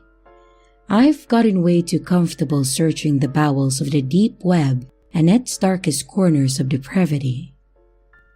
I work as a fence of sorts, taking advantage of most people's technical ineptitude. I make a profit from selling illicit items to folks in my hometown. Once upon a time, I got these things from other sources, but nowadays, you can get anything and I mean anything, delivered to your door with a click of a mouse. It's cheap and surprisingly reliable. There's no such thing as morals when you have a job like I do, selling all manner of questionable items. I guess because of that, you could argue that I deserved what happened to me. I was sitting in my home office, feeling bored and lonely. Having a 2-story 4-bedroom house with a giant backyard is kind of pointless when you have nobody to share it with. And a thought occurred to me again that I should get a dog. People on Instagram and Facebook had dogs, and they all looked content and happy with their lives, out in the sun playing frisbee and rolling around on blankets in the grass. Why couldn't that be me? It had been a while since I had a real girlfriend too, so the thought of using the pooch as an icebreaker for talking to women also crossed my mind, and I got up the courage to finally do it. Then and there, deciding to get a puppy that I could raise up to be a loyal and faithful companion, to share my big house, which felt so empty. And without really thinking about it, I did what I always did when I wanted to buy something. I opened the Tor browser on my laptop and went to my favorite illicit site. For some reason, the idea of going to a normal website or to a breeder or pet store didn't cross my mind until later. In retrospect, that would have made a lot more sense. I typed in dog in the search bar, but only one ad came up, and I clicked on it. Puppy for sale. Purebred Southern Wolfhound, $500, will deliver. There was a picture of a very cute little black dog. I had never heard of a Southern Wolfhound before.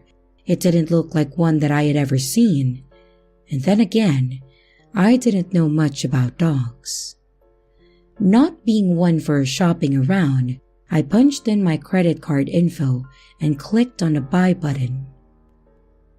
A few days later, a wide-eyed and nervous-looking delivery man knocked on my door. At his feet sat an oversized dog crate that was pitch black inside. Nothing could be seen within it. His trembling hands passed me a tablet, and I signed for the delivery and brought the heavy crate into my house. The dog was a lively one, I thought to myself. When I picked up the crate, it started moving restlessly inside, feeling more like a giant python than a puppy. Its weight didn't seem to match what I had seen in the picture. I wondered briefly if there had been some sort of shipping mistake, and I almost ran back after the delivery guy. But when I opened it up, there it was. An adorable black puppy wandered out hesitantly and then ran over to me.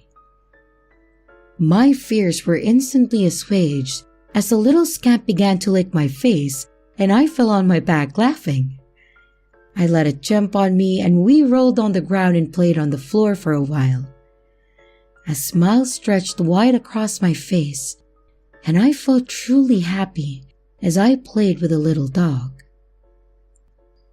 I took the puppy around the house for a tour, showing him the upstairs first, my bedroom and the office, and he sniffed around the guest room that I had never used, and another that was for storage.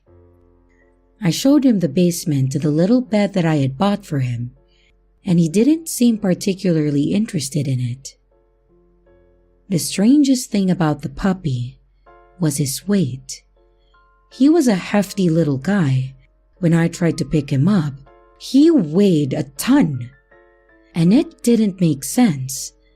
The more I thought about it, the more it made me feel uncomfortable and jittery, like the dog was a hole in the universe leading to unreality, a black hole leading to some other dark place that I didn't want to see. Trying not to dwell too much on that, mostly because It made my brain feel like it was going to turn into scrambled eggs if I did. I decided to take my new puppy out for a walk at the park. I tried to put the leash on him that I had recently bought, but it never seemed to fasten quite right. It was like the collar was too small for him, but it wasn't. I could see that clearly. My mind felt fragmented and wrong as I struggled with it, seeing two realities for a split second. In one reality, I could see my puppy. The other image was like a piece of rolled glass in a shattered mirror, revealing a tremendous wolf-like hound. Its fur was missing in places, bone and exposed muscle peeking out from between its haunches and ribs. The beast's ancient knowing face was full of sharp teeth, bared and snarling at me. Wise, experienced eyes stared through my soul, milky white with cataracts, and dirt was all over the hound and old blood like it had been digging in a graveyard. Soon, we were walking down the street to the park, despite the fact that I had no memory of leaving my house. The puppy was back to being a puppy, and he was off-leash, I noticed. Still, he seemed to be managing well enough. He was staying close by me and was quick to respond when I called to him. It was as if he was already well trained despite his young age. So I decided to just continue on and kept walking towards the park with him. It was a Tuesday afternoon and it was quiet outside, and I didn't see anyone until we got there. Once we got to the park, I saw a few other people were out walking with their dogs in a large open space. It was a huge grassy field, and people would often let their dogs off leash despite the official rules to the contrary. So, I didn't feel as out of place with the pup roaming free there as I had been walking down the street with him.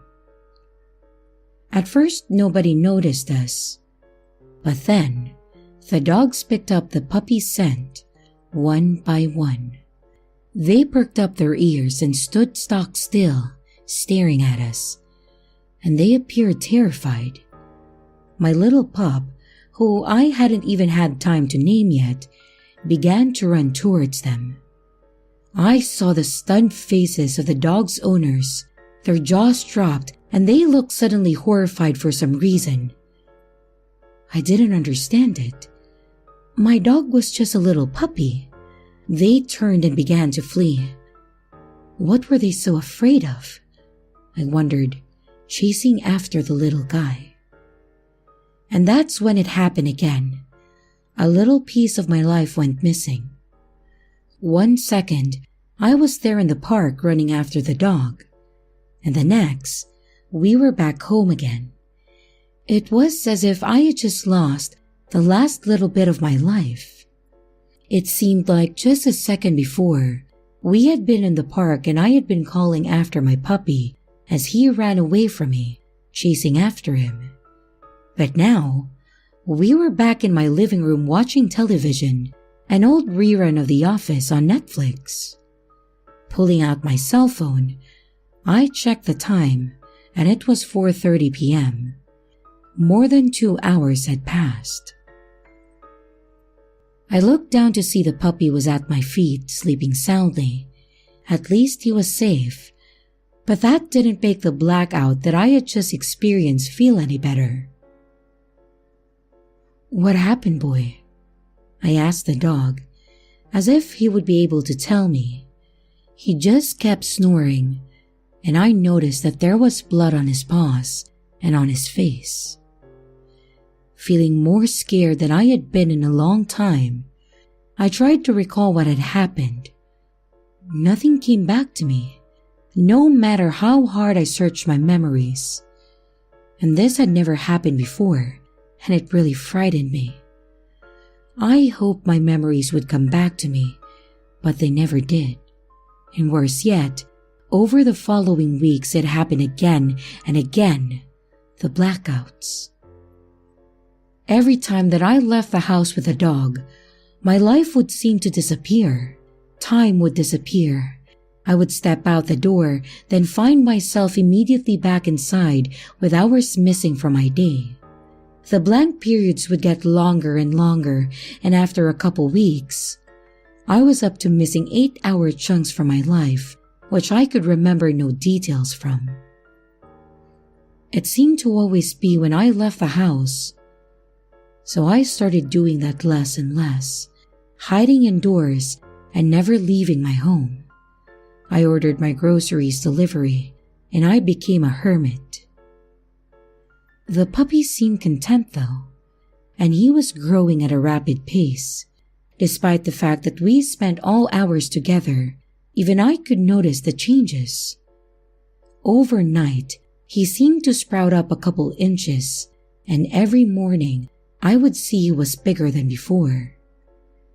And when I looked at the dog, every worry that I had about the missing fragments of my life disappeared. Only the puppy mattered. He was what was important.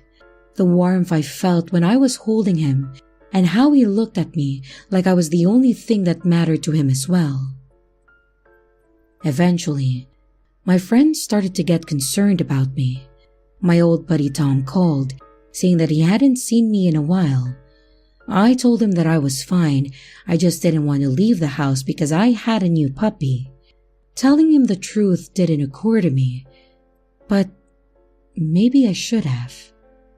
Maybe I could have prevented what happened next. I didn't ask Tom to come over. He just stopped by one evening, a day or two after our phone call. We were such good friends that he didn't even wait for me to answer after knocking on the door. He just walked in. The dog had grown considerably by that point, and he stood up at attention when Tom walked in, and the wolfhound immediately bolted for the front door. My old friend was halfway through saying, "Hello," before he began to scream. Again, the world fragmented and split, and I saw two versions of my dog. One of them was the cute little guy that I knew and loved, and the other was the decaying graveyard hellhound that I had glimpsed before. Massive and mangy, missing bits of flesh and fur, and eager to attack. Before Tom had a chance to run, my dog was on him. The hellhound was on him. He jumped up on him, knocking him to the ground, and quickly, he was on his neck with his paws and ripped the flesh from his face while he screamed and clawed at the door, trying to escape. I ran over to pull the dog off my old friend, and when I reached out to grab him, to try to stop him as he tore muscle from bone and gouged out Tom's eyes with his teeth, he snapped at me. The sharp teeth scraped off my fingers, and I looked down horrified to see a glimpse of my own shiny white phalanges staring back at me, hair-covered knuckle flesh dangling limply from the exposed bone. I recoiled from him, screaming, and ran. Tom was already dead by the time that I got upstairs. His screams cut short as the evil wolf ripped out his larynx. Slamming the door to my office shut behind me, I locked the door. I am back in my office where all this started. I'm terrified to go back out that door, now that a hellhound has a taste of my flesh. I doubt that he'd be able to resist. I can hear him sniffing and scratching outside already, hungry again after consuming every last bit of my oldest and best friend. There wasn't much to do other than wait for my inevitable demise, so I decided to browse the dark web again. I wanted to see something. I went back to the same hidden site again, navigating through a series of back doors to get there, clicking secret icons, hidden and obscure websites. And once I arrived there, I typed the word dog into the search bar again. The same exact ad came up, identical. Puppy for sale, purebred southern wolfhound, $500 will deliver. This time, I decided to send a direct message to the seller, someone named Lycan. I said, "Hey, I bought one of your dogs and it just killed my friend. I'm pretty sure it's eating my memories too." Lycan answered, The creature you have purchased is no dog. It's a Variocolocus, an undead creature which sustains itself on flesh and blood, like a werewolf zombie, kinda. I answered, "Sounds more like a zombie werewolf to me. Can I please have a refund?" And Lycan said, No, all sales are final. Lycan has exited the chat. With that, he disappeared back into the ether and left me with a beast scratching at my door, trying to get in. It won't be long before he gets through the door, I'm sure. And when he gets in, I'm not sure what he'll do, but I've got a pretty good idea.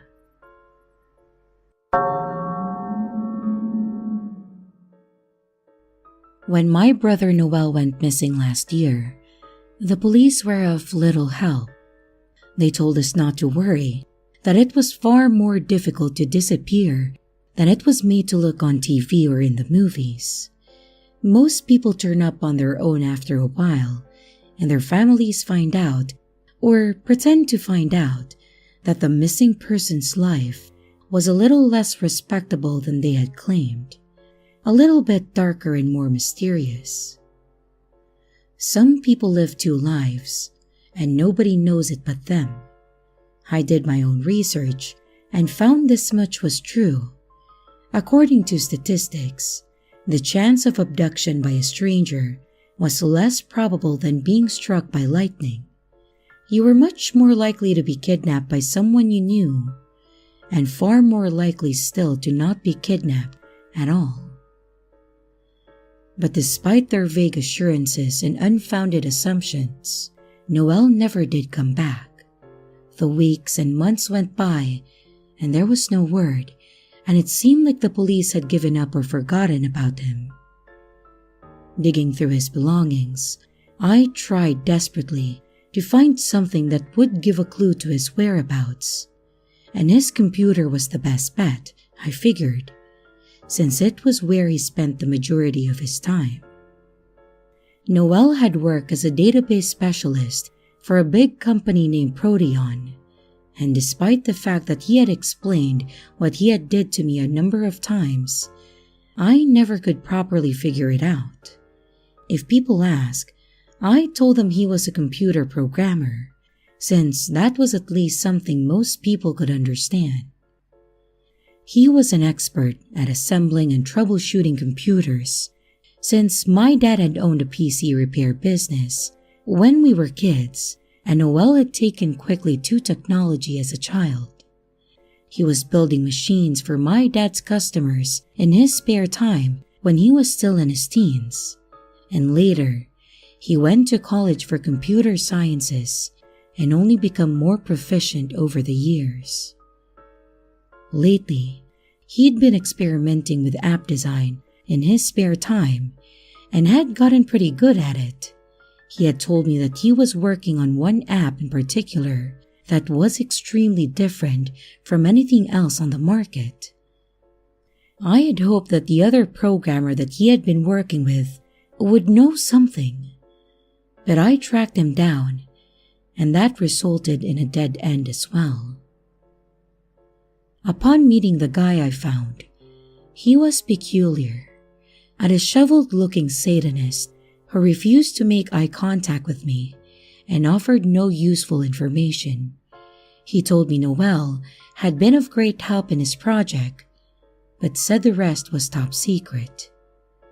So, I went home defeated once again. Noel's old computer was set up on my desk, so I turned it on and sat down, resolved to do some more digging. I logged into his email. Luckily, Google had saved all his passwords, so I didn't need to try to figure them out through impossible guesswork. And searching through his old emails, I had found a lot of junk mail. There was a correspondence with work and family and a few with friends, but nothing that gave any clue as to where he might be. If anything, they painted a picture of someone living an ordinary life, making plans for the future, with no indication of wanting to disappear. His phone had been left behind too, and I went through that as well, just looking for anything strange that stood out. But there was nothing. I sat there at my desk with my mouse in my hand for days, then weeks, looking for something, anything of use.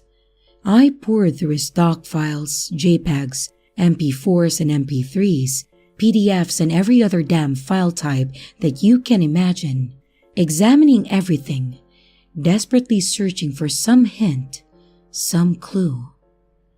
And everything turned out to be a dead end.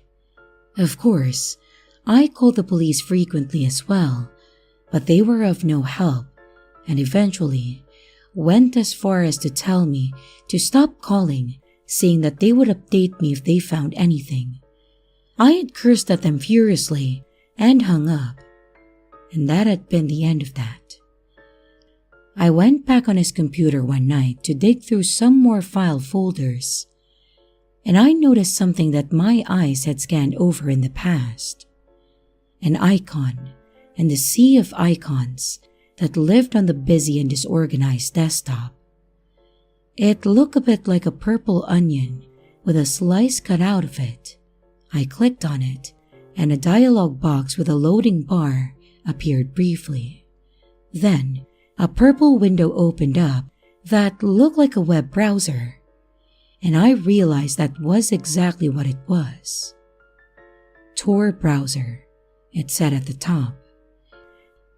I knew little about these things, but understood that this was an untraceable way to use the internet since it encrypted everything being done online. Thinking back, I remembered Noel talking about using Tor. He said it was much safer and that it couldn't be traced. But why would he care about being traced? I had thought at that time. Maybe there was a good reason after all. Suddenly, my cell phone chimed and I went over to it quickly and I looked at the message. It was a URL. Another text came through, and this one was a typed message from someone. Enter the URL on Tor.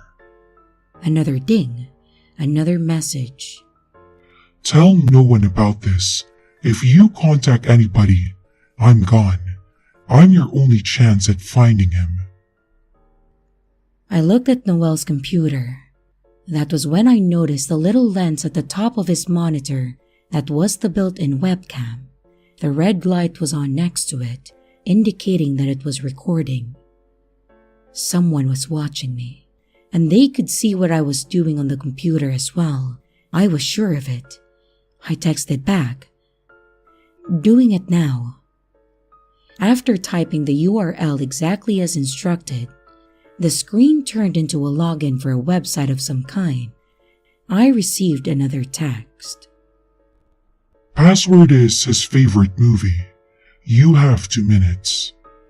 I didn't need 2 minutes for that at least, since I knew it was Fight Club, as it had been since that movie had been released. My hands were shaking as I typed the password into the box. I was beginning to feel very concerned, but also a bit hopeful at this sudden turn of events. A chat window opened up and a message promptly appeared from someone named Shadowcat. Shadowcat said, You're his brother, I take it. I typed back a response quickly, afraid of losing whoever this was. It felt like they could disappear at any second back into the ether, and I would never find them again. I answered, Yes. Do you know where he is? Yes. I was a little confused as to why my name was appearing in the chat window as Mark, since that wasn't my name and I had never entered any identifiers. Was that an alias that Noel used online? I wondered. I asked, "Is he okay?" I took a deep breath, waiting for the answer. More or less. "What do you want?" You'll find out soon. Another message came through, showing another URL. Shadowcat said, Keep chat open. Create a new window and go to the URL. and I answered, "Okay." I typed in the URL and found myself at another website. It was a bit like eBay, except instead of selling old records and jewelry, people were selling guns, explosives, drugs, and some very disturbing categories of pornography. "What the hell is this?" Shadowcat. Never mind your questions for now. Do what I say, or he dies. Suddenly, an image appeared, replacing the chat window. It showed my brother Noel chained to a wall in a stressed position. He was blindfolded and gagged, but I could hear his muffled screams for help. My hands were shaking, nearly uncontrollably, now that I had to type and retype my reply several times before it made any sense. "How do I know you'll give him back?" Trust me or don't. The choice is yours. If you refuse, he dies. If you do what I say, I will give him back to you unharmed. It seemed there was no other option. I felt trapped and hopeless, depressed, in this horrible situation that I had found myself in. If I called the police, he would see me do it on the webcam. If I said no, he would kill Noel. You have 10 seconds to decide. And a countdown began on the screen. 10, 9, 8, 7, 6, 5, 4. Okay, Good. Here is your shopping list. Get everything on it. a long list of items was included next, and my eyes widened further as I read through it. What the hell is all of this for? What are you planning to do? The chat window closed suddenly, and I was left alone in my living room, my heart beating fast and hard in my chest.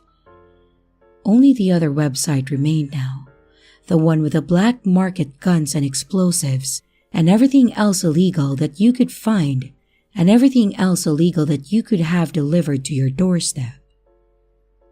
I debated calling the police again, telling them these new developments, or even going to the police station.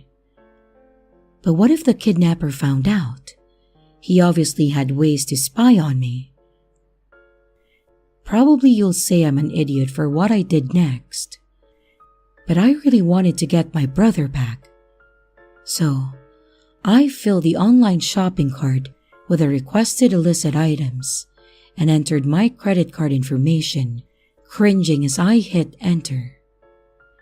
I guess I would have to cancel my credit card since I didn't trust the vendors one bit, but at least that part was done.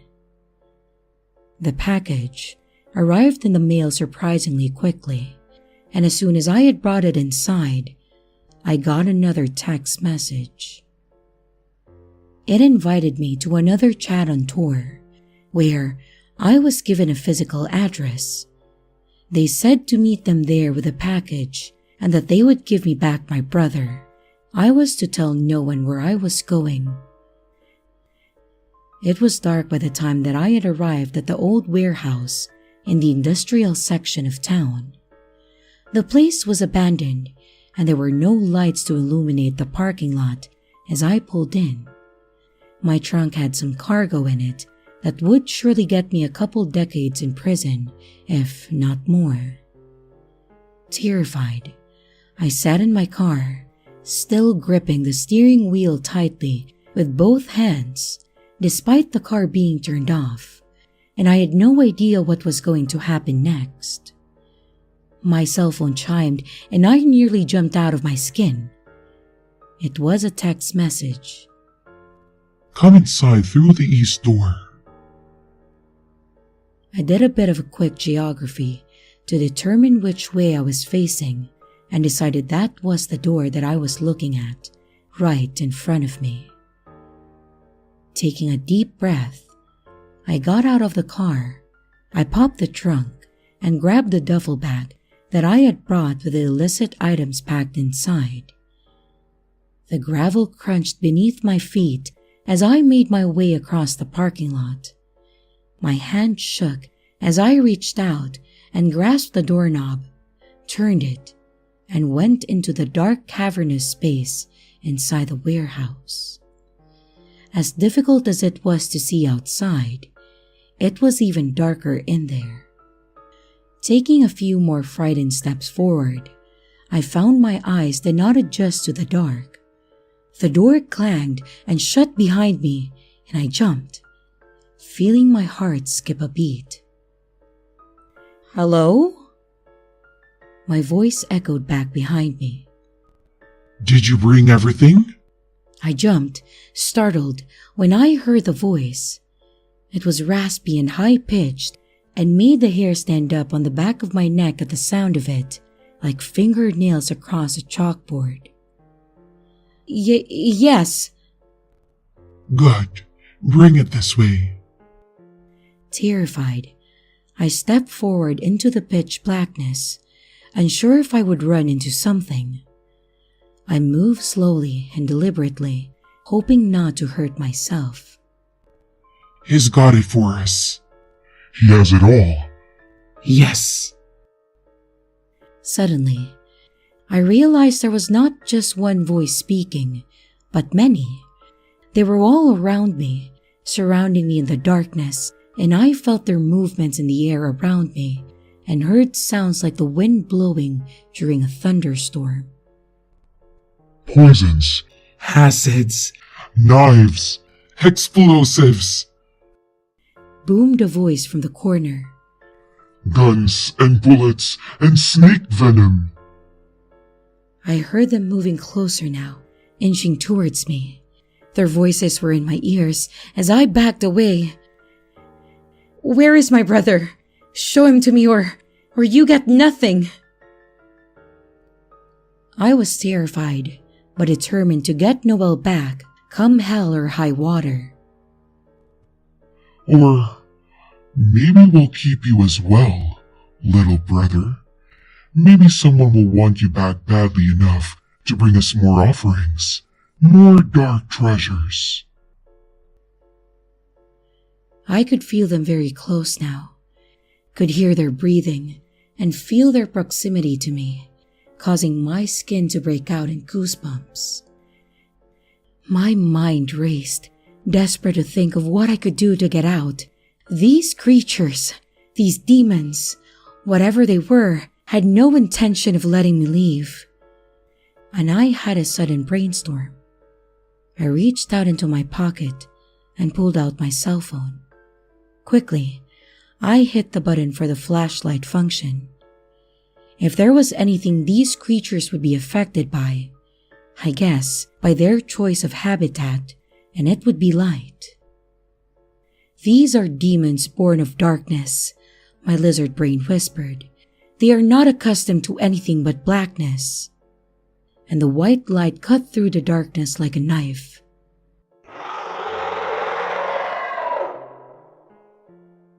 I heard screams and saw a brief haze of smoke appear. Around the edges of the light, I caught glimpses of vague forms of humanoid shapes. They recoiled from the light, and I felt and heard them moving towards me from behind. Spinning, I cast the light just in time to see one of the demons nearly face to face with me. His form was massive and bear-like, huge fangs and long sharp talons raised in the air, ready to slit my throat. His red flesh bubbled and burst open.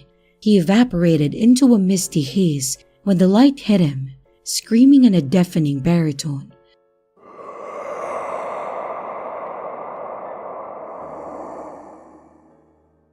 Realizing that the light had the power to destroy them now, or at least send them back to hell where they came from, I spun around and round with the light, trying to incinerate them all. And I saw them flying bat-like away. Others jumped up to the high ceiling and hid in the girders and beams above. I saw something at the end of the huge space, and I shone my light that direction. It was Noel. He was shackled to a wall on the far side of the warehouse. He was gagged and blindfolded and moving. I saw dark shadows around him, moving quickly, and realized it was more of the demons guarding him. Running over towards him, I heard the sounds of more of them chasing after me, racing like monkeys across the steel beams above, matching my speed. I blasted the demons with bright light from my phone as I got closer to him. Their shadow skin began to sizzle and burst into flame, and they howled like banshees and moving away. There was no key for the chains holding him, but I was prepared. I grabbed the bolt cutters from my bag, a last-second impulse buy from my trip to the hardware store. Part of me was worried that the people that I was dealing with would not let him free willingly. I had wanted any advantage that I could get. The bolt cutters went through the chains with an effort, and the one holding his wrist snapped with a satisfying noise, and his arm fell down limply to his side. And before I could think too much about what that meant, I spun around at the sudden sound of movement behind me. I screamed as the claws of something terrible raked across my back. The demon disappeared back into the shadows above us, leaping into the air like a bat, and I saw flapping wings as it went back into the rafters. I pulled the blindfold and gag from Noel's face, and saw he was barely conscious. It felt terrible to do it, but I slapped him hard across the face to try and get him to wake up. He groaned and stared, but didn't open his eyes. And I felt a sharp pain in my neck suddenly, like knives there, and I spun around quickly again to try and catch it in the light. There was a hint of smoke as my flashlight caught the edge of it, but it was too fast and quickly disappeared again. I was suddenly feeling frantic and terrified for my life. They were becoming more bold. My hand stung after the next hard slap to Noel's face, but it accomplished what I needed. He woke up and spit blood from his mouth. Ow! What the hell? Noel, wake up! You need to hold this light. Move it around. Keep them away. It took him a few seconds to understand, but I thrust the phone in his hand anyways and began to work on the other chain holding his right wrist. His eyes were wide with fear, and his gaze darted around the room as I continued working on the chains. The one holding his other wrist snapped with an effort, and I got down on the floor to work on the shackles attached to his ankles. He was moving the flashlight around frantically, but it seemed to be working. Warm blood trickled down my neck and my back from my injuries, and I felt it turn cold on my skin. How the hell did you wind up here? I asked, once he was finally freed from the chains.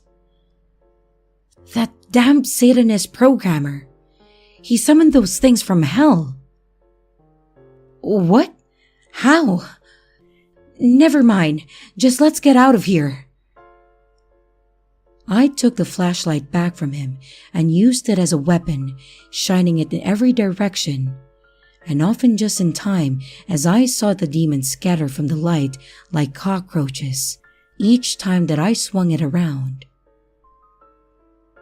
Once we reached the door, I threw it open, revealing the parking lot, and we ran from there as fast as we could back to the car. We had escaped, or so we thought. I wish I could say that everything is better now, that we fled from the demons in that warehouse and never saw them again. But those unnatural creatures knew no boundaries. They were not inclined to stay contained within the walls of that warehouse, and they were not pleased that we had escaped with their treasures, which I promptly dumped off at the police station, anonymously of course. Although I got my brother back, neither one of us will ever feel safe again. The lights in my home stay on all hours of the day and night now. Noelle is the same way. I sleep during the day and surround myself with lights at night, terrified until the sun comes up again. What am I afraid of, you ask? A blackout, a blown fuse, a burnt out light bulb, and they happen more and more lately. Always I see them in the shadows, waiting, watching, patient, for their chance, for darkness to fall.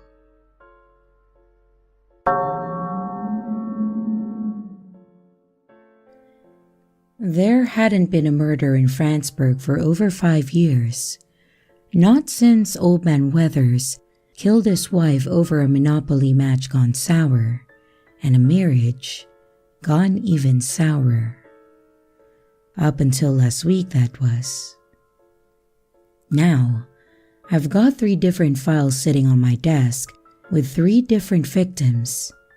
They stare up at me accusingly, saying, "Solve us." I pull out my bottle of Glenfiddich from the bottom drawer and find a halfway clean glass, blowing in to get rid of any dead spiders or mouse turds. I fill it up a third of the way, then decided to hell with it and make it a double. The strong smell of it wakes my senses and burns my tongue a little at first, but in a good familiar sort of way. I admire the brown liquid in the glass for a minute, and then open one of the folders and begin to leaf through it for the umpteenth time. Each murder was spaced a couple of days apart, and the killer managed to sneak in and out of the victims' homes undetected. All 3 had their throats slit with a very sharp blade and were hung upside down in their respective residences. Their wrists and ankles were tied with thick, coarse rope. They had been left like that for hours, as if someone had been waiting for the blood to drain out, like cattle or pigs. But nobody knows where the blood went. How the hell does something like that happen in my little town? Something flares up in me momentarily, and I realize it's wounded pride. Someone has been in my town and has been killing my people, under my nose and without leaving a trace of evidence. Maybe you just can't find the evidence because you're an amateur, a hack, probably. I questioned a lot of people as one does, started with those closest to the victims, and worked my way outward trying to make connections. But murder isn't something that I have a lot of experience with. Liars, though. Liars, I can tell from a mile away. When you've been a cop long enough, you can pick 'em out easy enough. It's an acquired skill. The victims were young, in their 20s. People kill people they know. So who knew all 3 victims? Who had a motive to kill them? And how did they do it without getting caught? The first question requires some digging. It means interviews with people who don't want to talk. And I visit each victim's closest friends and family members. I find out that the 3 were all loners, with very few friends, at least not in real life. Not only that, but they knew each other. My suspicion that the murders are connected becomes a certainty. I look deeper into their lives, sussing out any details that I can find. They were all gamers, professional ones apparently, not something I had thought possible. To my surprise, when I ask about the details, the answer is always the same. Each victim was obsessed with a computer game called League of Legends. More questions lead to more answers, and eventually, after a lot of puzzle pieces coming together, I figured out how the victims were all connected. It turns out they were all in a clan together, which means they play the game together as a team. Teams in League of Legends are made up of 5 members, so that leaves 2 more people out of there, who are either potential victims or potential murderers. I have to find the other members of the clan. The 2 are like missing pieces from a jigsaw puzzle, and without them, I can't see the whole picture. So I track them down. Sarah Green is the first. She seems pleasant enough, and after inviting me inside for coffee, we talk for almost an hour, and she responds candidly and with concern for her deceased friends, but gives no useful information. "Can I get you another refill, detective?" she asked after I drained my second cup of coffee. "No, that's all right. I think I've imposed on you long enough." She walks me to the door after that and says she hopes that I will be able to find some answers. I thank her, still unsure what to make of her, and I move on to the next interview. Terry Wentworth is a chubby man with a ponytail and thick glasses. He has a patchy goatee which attempts unsuccessfully to hide a double chin with an unfortunate butt-looking cleft running down the center of it. I find myself trying not to look at it, as if to do so would be rude. "What can I do for you, officer?" he asked, looking annoyed. "I understand you played a game with these people," I say, showing him pictures of the victims. He cringes slightly. "A computer game called League of Legends, is that correct?" Yeah? So what? I played with them." Something is off already. I can tell he is more nervous, more defensive than he needs to be. But then again, some people have bad social anxiety. Maybe he's just an anxious type. "Any infighting in the clan, Terry? Problems between members?" Nope, no, I don't think so." His palms are sweating heavily, and he wipes them on his pants, leaving huge damp spots on his upper thighs. I decide to take him down to the station, make him sweat a bit more. It works. After an afternoon in that hot box, the bastard starts talking. "Sarah, it was all her idea. I didn't even do it. It was her." This is after hours of coaxing and threatening. His shirt, now completely drenched in sweat, his hair dripping like he has just stepped out of the shower. I mentioned Sarah again, saying that he was probably going to kill her next, and the guy finally cracks and turns on her. "I just found out about it and I couldn't stop her. It was already too late. Everything had already—" Slow down. Slow down. Take a deep breath. Just calm down for a second and tell me what happened. You said it was her? She killed them? He takes a deep, trembling breath and goes on. "No, she wasn't capable of that.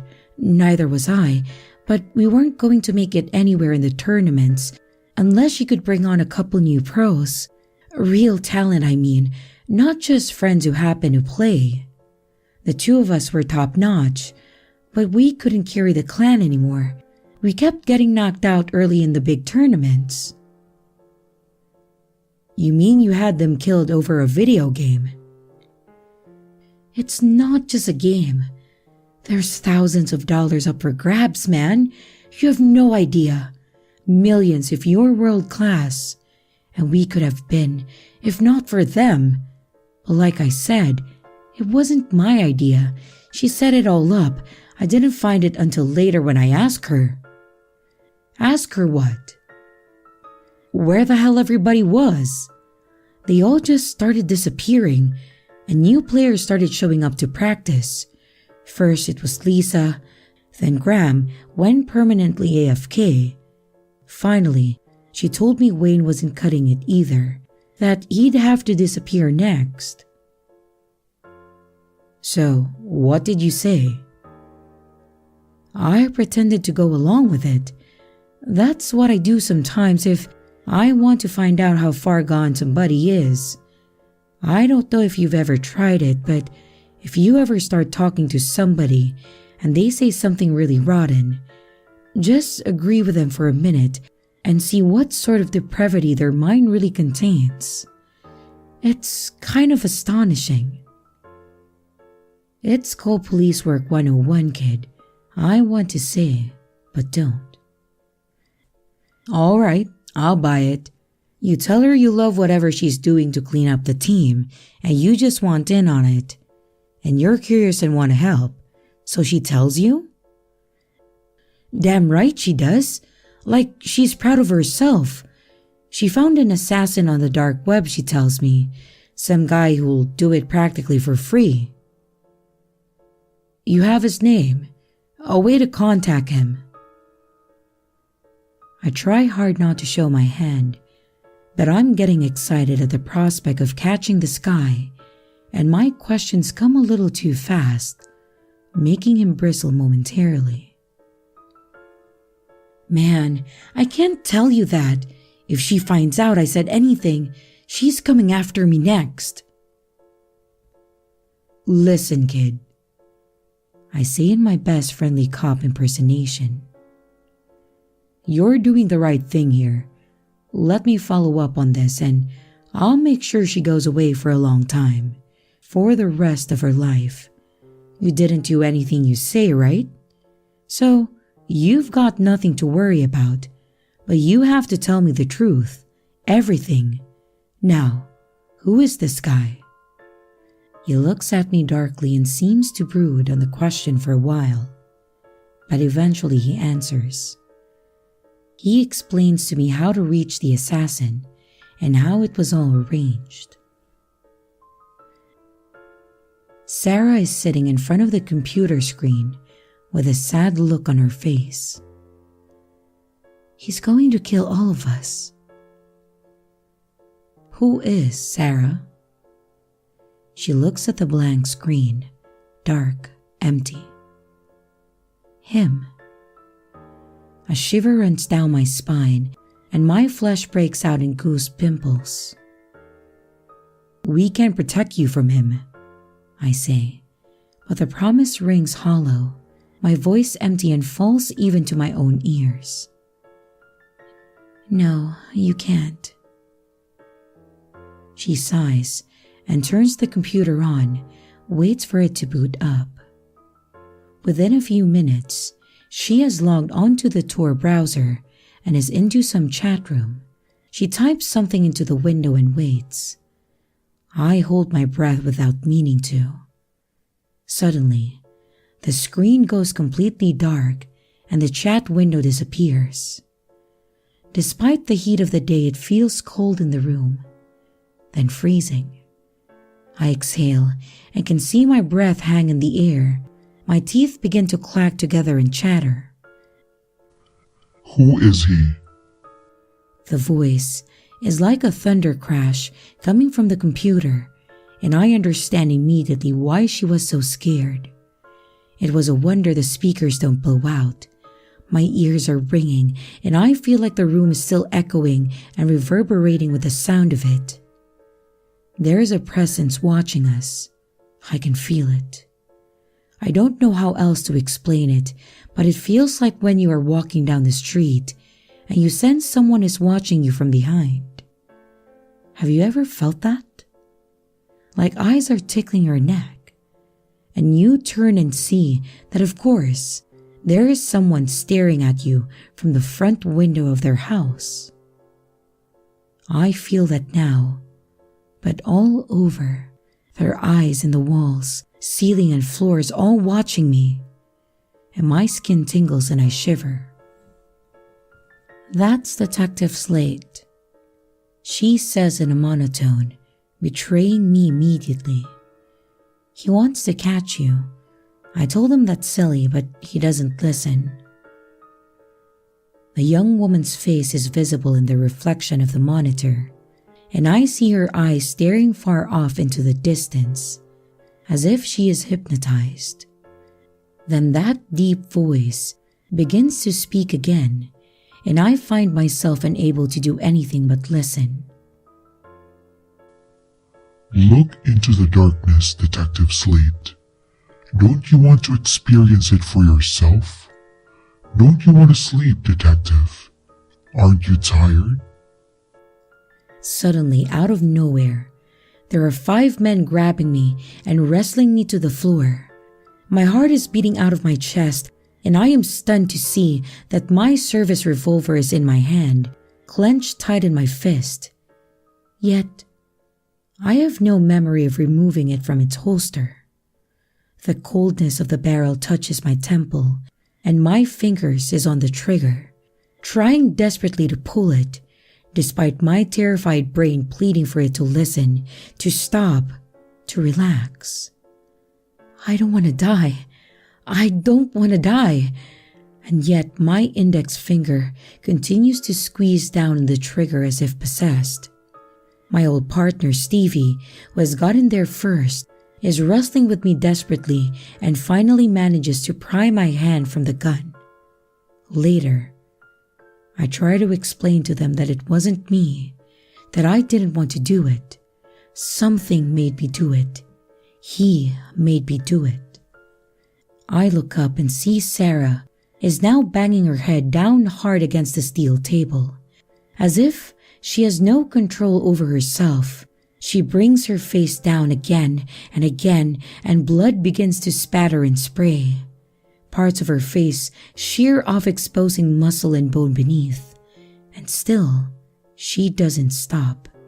Her teeth break and chip pieces fly and scatter everywhere. "What the hell?"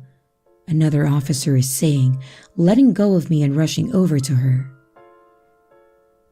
Then he makes the mistake of looking at the screen as well. In rapid motion, too quickly for anyone to stop him, he pulls his pistol from the holster, cocks it, and holds the gun up to his temple. The blast is deafening in the small cement-walled room. It echoes, piercing my ears and turning them deaf for a while, then making them ring. I feel like needles are stabbing into my eardrums, and I clap my hands over them protectively. But then, my eyes betray me and I find my gaze drifting back to the beckoning blackness of the computer screen, as if a siren song for that sense is calling me to stare at the darkness of that empty black rectangle. One very savvy officer who has been watching everything with wide eyes from the doorway runs in. He was not in an angle where he could see the screen and seems unaffected by it. He slams the laptop shut and then picks it up and throws it hard on the floor where it breaks to pieces. Then, he brings his foot down on it, hard. He crunches it beneath his polished black shoe and looks up at us with a sweating, anxious face. "I'm sorry, boss," he says to me, looking worried for his job.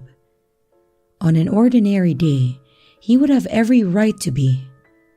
But today is no ordinary day. I had to. Don't apologize. You just saved all of our lives. Thank you. We look around the room and take in the bloodbath which surrounds us. An officer dead from a self-inflicted gunshot wound to the head. A suspect or witness dead while in our custody from repeated blunt force injuries to her face, also self-inflicted. Officers began to crowd the room from the pit where they were stationed at their desk when the gunshot went off. People are asking 1,000 questions, and I don't know what to tell them, or what I even believe myself. The captain sends me home without pay, pending an investigation. It doesn't matter how many people vouch for me, how many saw the madness for themselves. It matters how it all looks. And there's no explaining what happened to a rational person. Even I can hardly believe it, and I witnessed it myself. I tried to catch a dark web hired assassin and discovered that he was no ordinary hired gun. No simple mercenary. The thing Sarah hired to kill her fellow clan members was something else. Something we as humans don't have a word for it yet, or any understanding of. Something that is spilling over into our world from another, and feeds on our flesh and blood. Somehow, I have to stop him.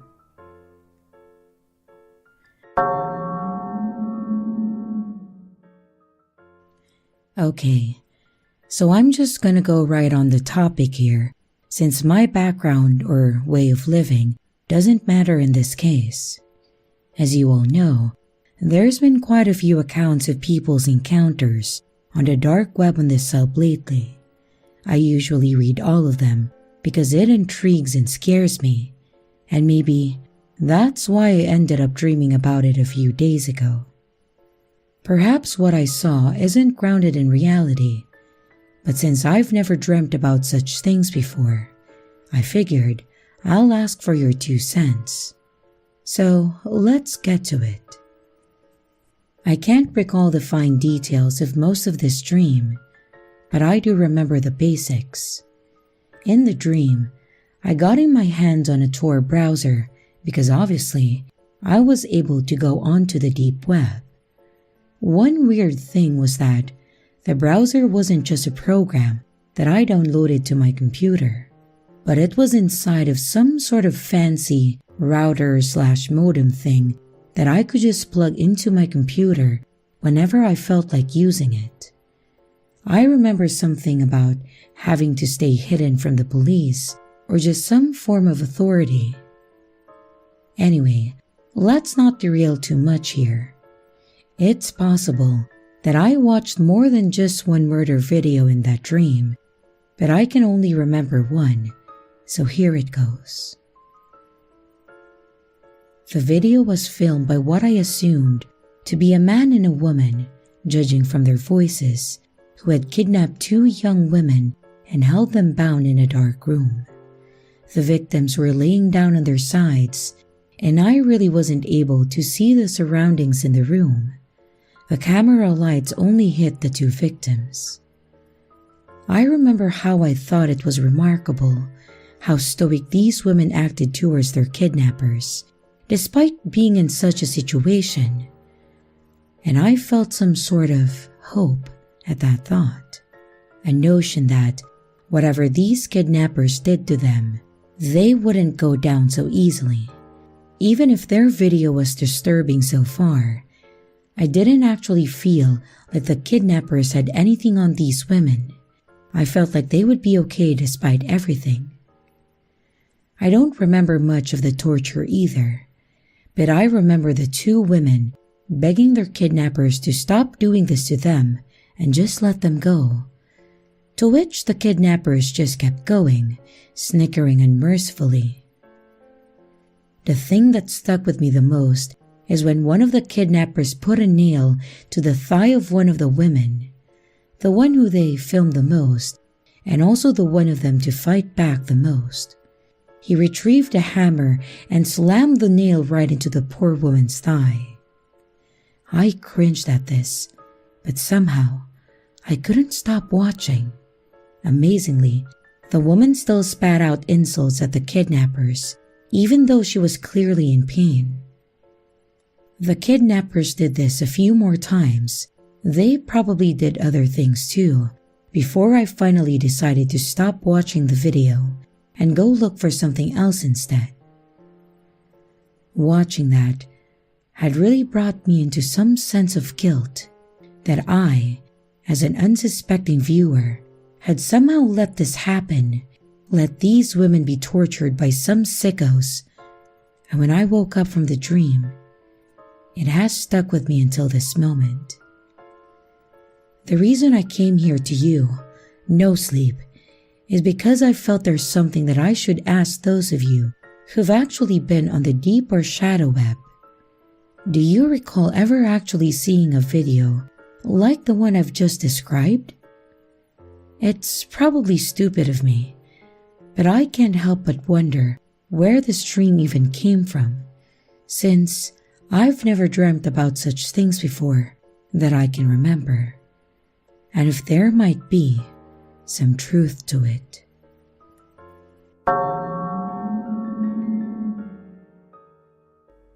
I was about 8 or 9 when this happened to me.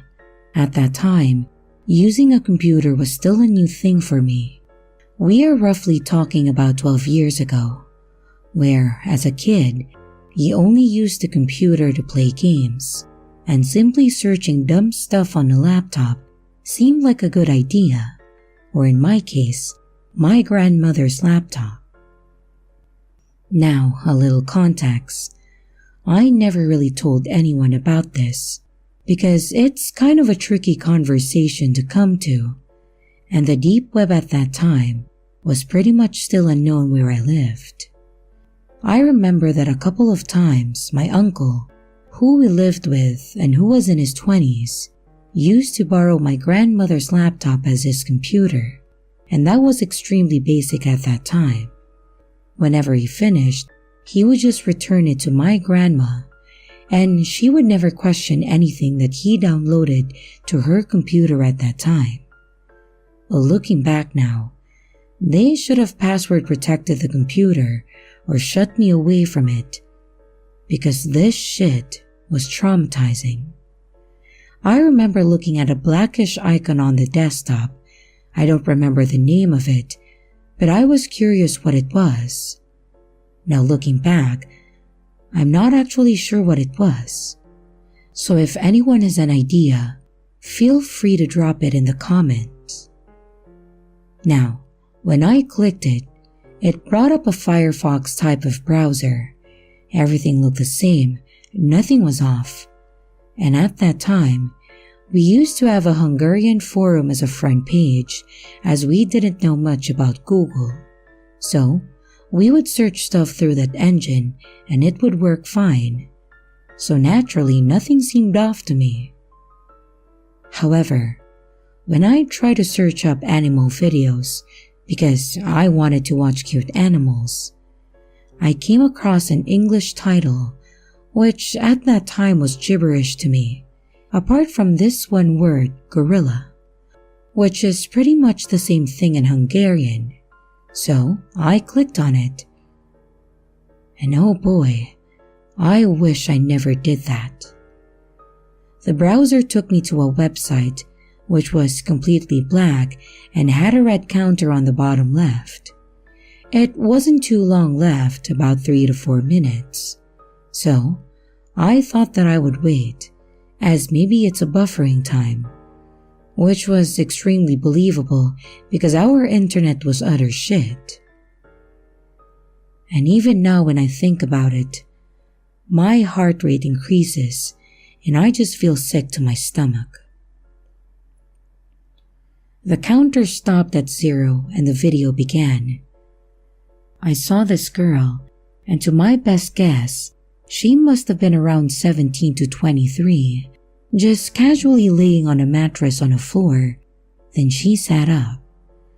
It was kind of hard to tell much detail, as the room was mostly dark and there was only just a slight red light that barely made anything visible. The pixels didn't make it any easier to see neither. I felt as if it was streamed or filmed at 360p. It felt like she was waiting for someone to come in. She was completely naked, and it gave off the vibe that she was paid to do the deed, or at least that's how it came off. But suddenly, a chair door was pulled up on the left side of the screen, and I saw a gorilla walk out. At this time, my heart was beating so fast that I was surprised that I didn't pass out. All the alarms were going off, but me as a dumb-ass 8-year-old, I wanted to continue the video. The gorilla first seemed shocked.